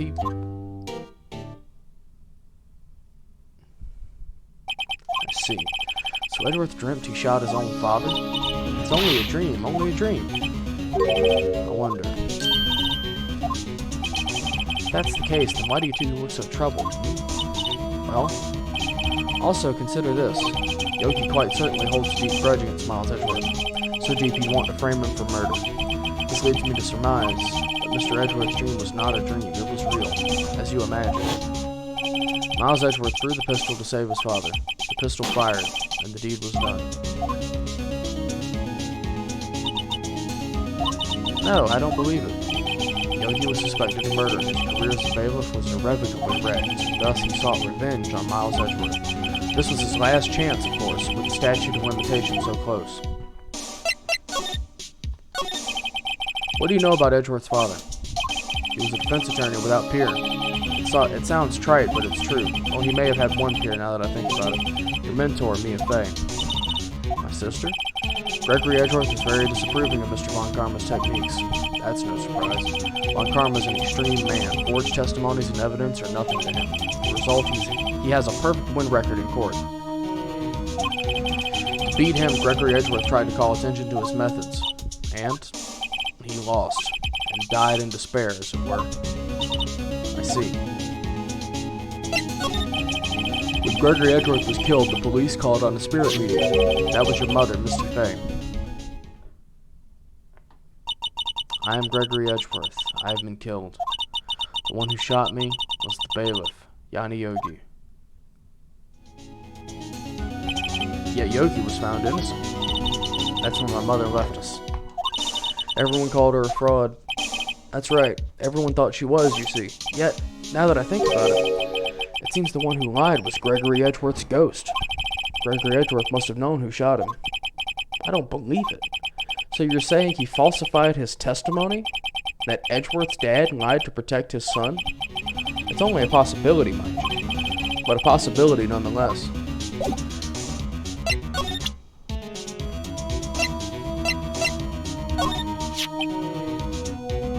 That incident took place 15 years ago tomorrow, so tomorrow we'll see the completion of not one, but 2 trials, all thanks to the statute of limitations. However, I'm afraid the damage the DL6 incident has done will never be eased.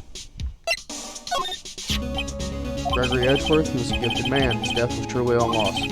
I wonder what would have become of Von Karma were he alive. Oh ho, so is this the letter? It does seem that Yogi was following this letter, but he killed Hammond. But why kill Robert Hammond? Hammond was a skilled defense attorney, but he defended clients not for their sake, but for his own. Huh? His own sake? He never trusted his clients, that one. The only thing he trusted was his own ability. But he got his client found innocent, so why should it matter? Actually, my dear, it's quite different. He won that innocent verdict for no one but himself. Yogi was a free man, but socially he was ruined. Huh? You'll understand soon enough. Wait, what is it? This letter. I've seen this handwriting somewhere before, a long time ago. Whose handwriting was this? Do you have any idea who wrote this? Could it be Manfred von Karma? Von Karma? Why would he have something to do with this? Well, I'm not sure. Von Karma. Von Karma. Wait, you're right, my boy.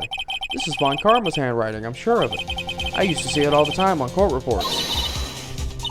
But that means the one who told Mr. Yogi to kill was correct, Manfred von Karma himself. What does this mean then? Why would von Karma want to frame Edgeworth? If it truly was von Karma who wrote this letter, then he would know the truth.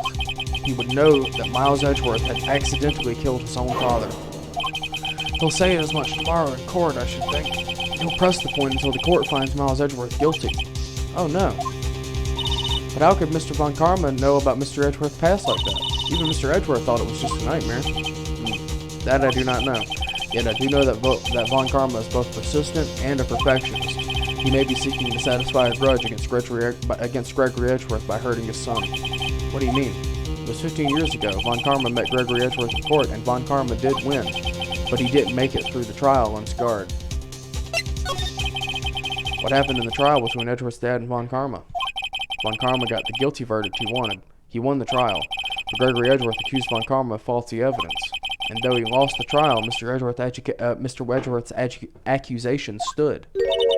Faulty evidence. It was the only penalty Von Karma has ever received in his career as a prosecutor.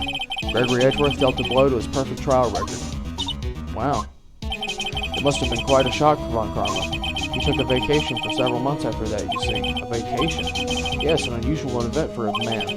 That was the first and the last vacation he's taken in as many years of prosecuting. Really? He doesn't take vacations? Like go to the sea or go to the mountains? Don't tell me he's never been to Europe. You have strange ideas about vacations, Maya. In any case, that was the only time he took a vacation from work. I believe the penalty upset him quite a lot. Odd. If he wanted to keep a perfect record so badly, why would he take such a long vacation? What do we do, Nick? Well, Von Karma is going to bring up DL6, you can bet on it. What if Mr. Edgeworth pleads guilty to DL6? I won't let him. Yes, Mr. Wright, I hate to say this, but even accidental murder is murder, you know. I know that. I just believe in Edgeworth's innocence. I can't believe he'd kill someone. But Nick, Mr. Edgeworth admits it himself. His father must have lied to protect him from beyond the grave. I don't care. I know he's not guilty. Mr. Wright, if you say so, I suppose I could go check again. The police file might hold something of interest. Mr. Grossberg, thank you.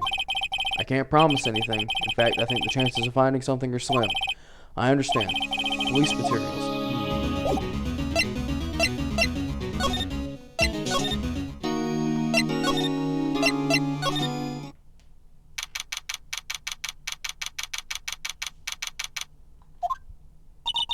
There's hardly anyone here. Everyone must be out looking for the old guy, Yogi. Ah, it's you. I don't think Gumshoe will be coming back today. He's staying out late looking for someone. Sounds like Detective Gumshoe is pounding the pavement for real. We were wondering if we could check the records room again. Well, now I can't have just anyone wandering around in there. But I guess Mr. Von Karma's in there now anyway. You can go in as long as he's there. Von Karma? Yes, he's just arrived actually.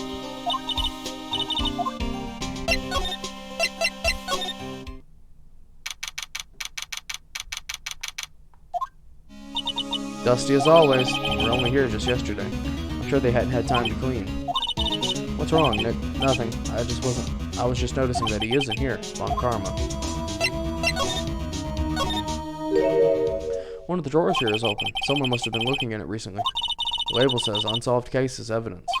Unsolved cases. Nick! The file for DL6, it's completely empty. What? What are you doing in here?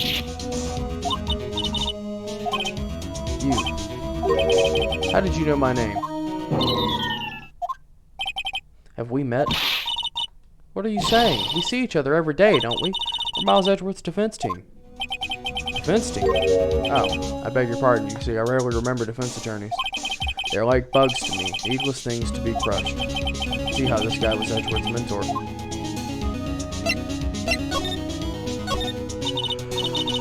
Mr. Edgeworth is your student, right? A romanticist who still can't shed that veneer of amateurism, just like his father, always second rate. Mr. Von Karma, you had an axiogram with Mr. Gregory Edgeworth, didn't you? Me? A grudge against a mere defense attorney? Why? Because he dealt a blow to your otherwise perfect trial record? So you did, but what I don't get is, why did you take his son under your wing afterwards? The son of your most bitter rival. That, my dear attorney, is none of your business. Tomorrow will be the last day of this trial. It's been a while since I've had a defense attorney last this long. Still, you will lose in the end. Miles Edgeworth will admit his own guilt. His guilt of 15 years ago, you mean? You're quite the researcher. If you've done your homework so well, then certainly you must understand. You know what Miles Edgeworth will tell the court tomorrow. Right. So when Karma's going to bring up DL6 in court tomorrow.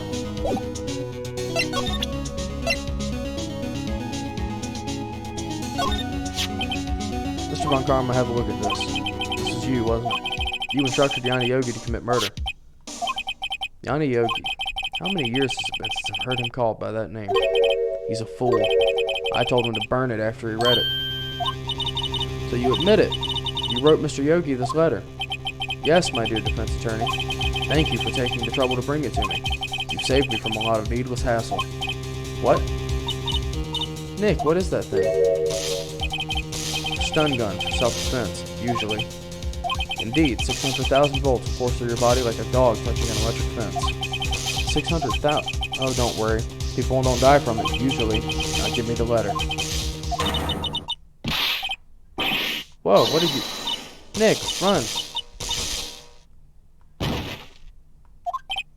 Maya, out of my way.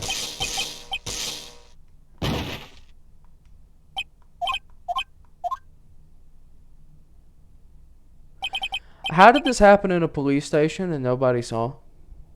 Just asking. The letter's gone, of course. And he took the DL6 evidence, all of it.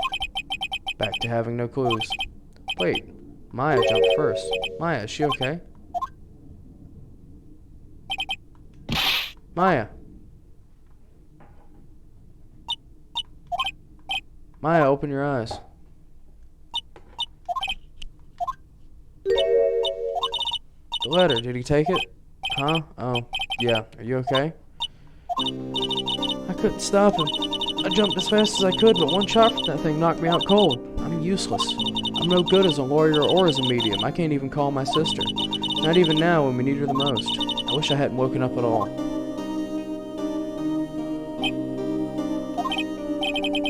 There has to be some way I can help her. Better do something about her self-confidence first. She's holding something. What's that, a bullet?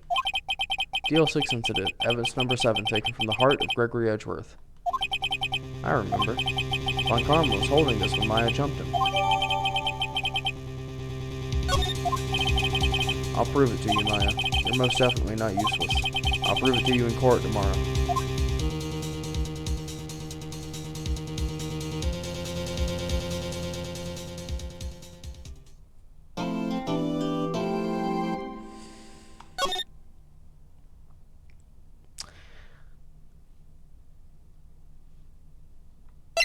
Yeah, I don't think we're going to be able to beat this in one stream. So I'm gonna save after I cut the stream off. But we're gonna cut it here, which means that we're gonna have to start kind of blending these episodes together. Unfortunately, and by episodes I mean the trial episodes, which is something I kind of wanted to avoid. But at the same time, I got a late start. If I had started at like 6:30 or whatever, I probably would have gotten there. But these things happen. Excuse me. So, yeah. The only thing that's left for this episode is the trial, and then there's the 5th episode of this game, and then we're finished with Ace Attorney. I'm going to try to wake up earlier tomorrow, so that we can make sure that happens. I'm going to try to get up about 5 o'clock tomorrow, probably. Try to get started, because I always have a shower in the morning, so I'm going to try to get started, hopefully, like 6 o'clock, 6:30, and hopefully we can, if we're lucky, knock the trial out, knock out the 5th episode, and round it out, and then move on to Justice for All. But anyways, I'm going to call it here,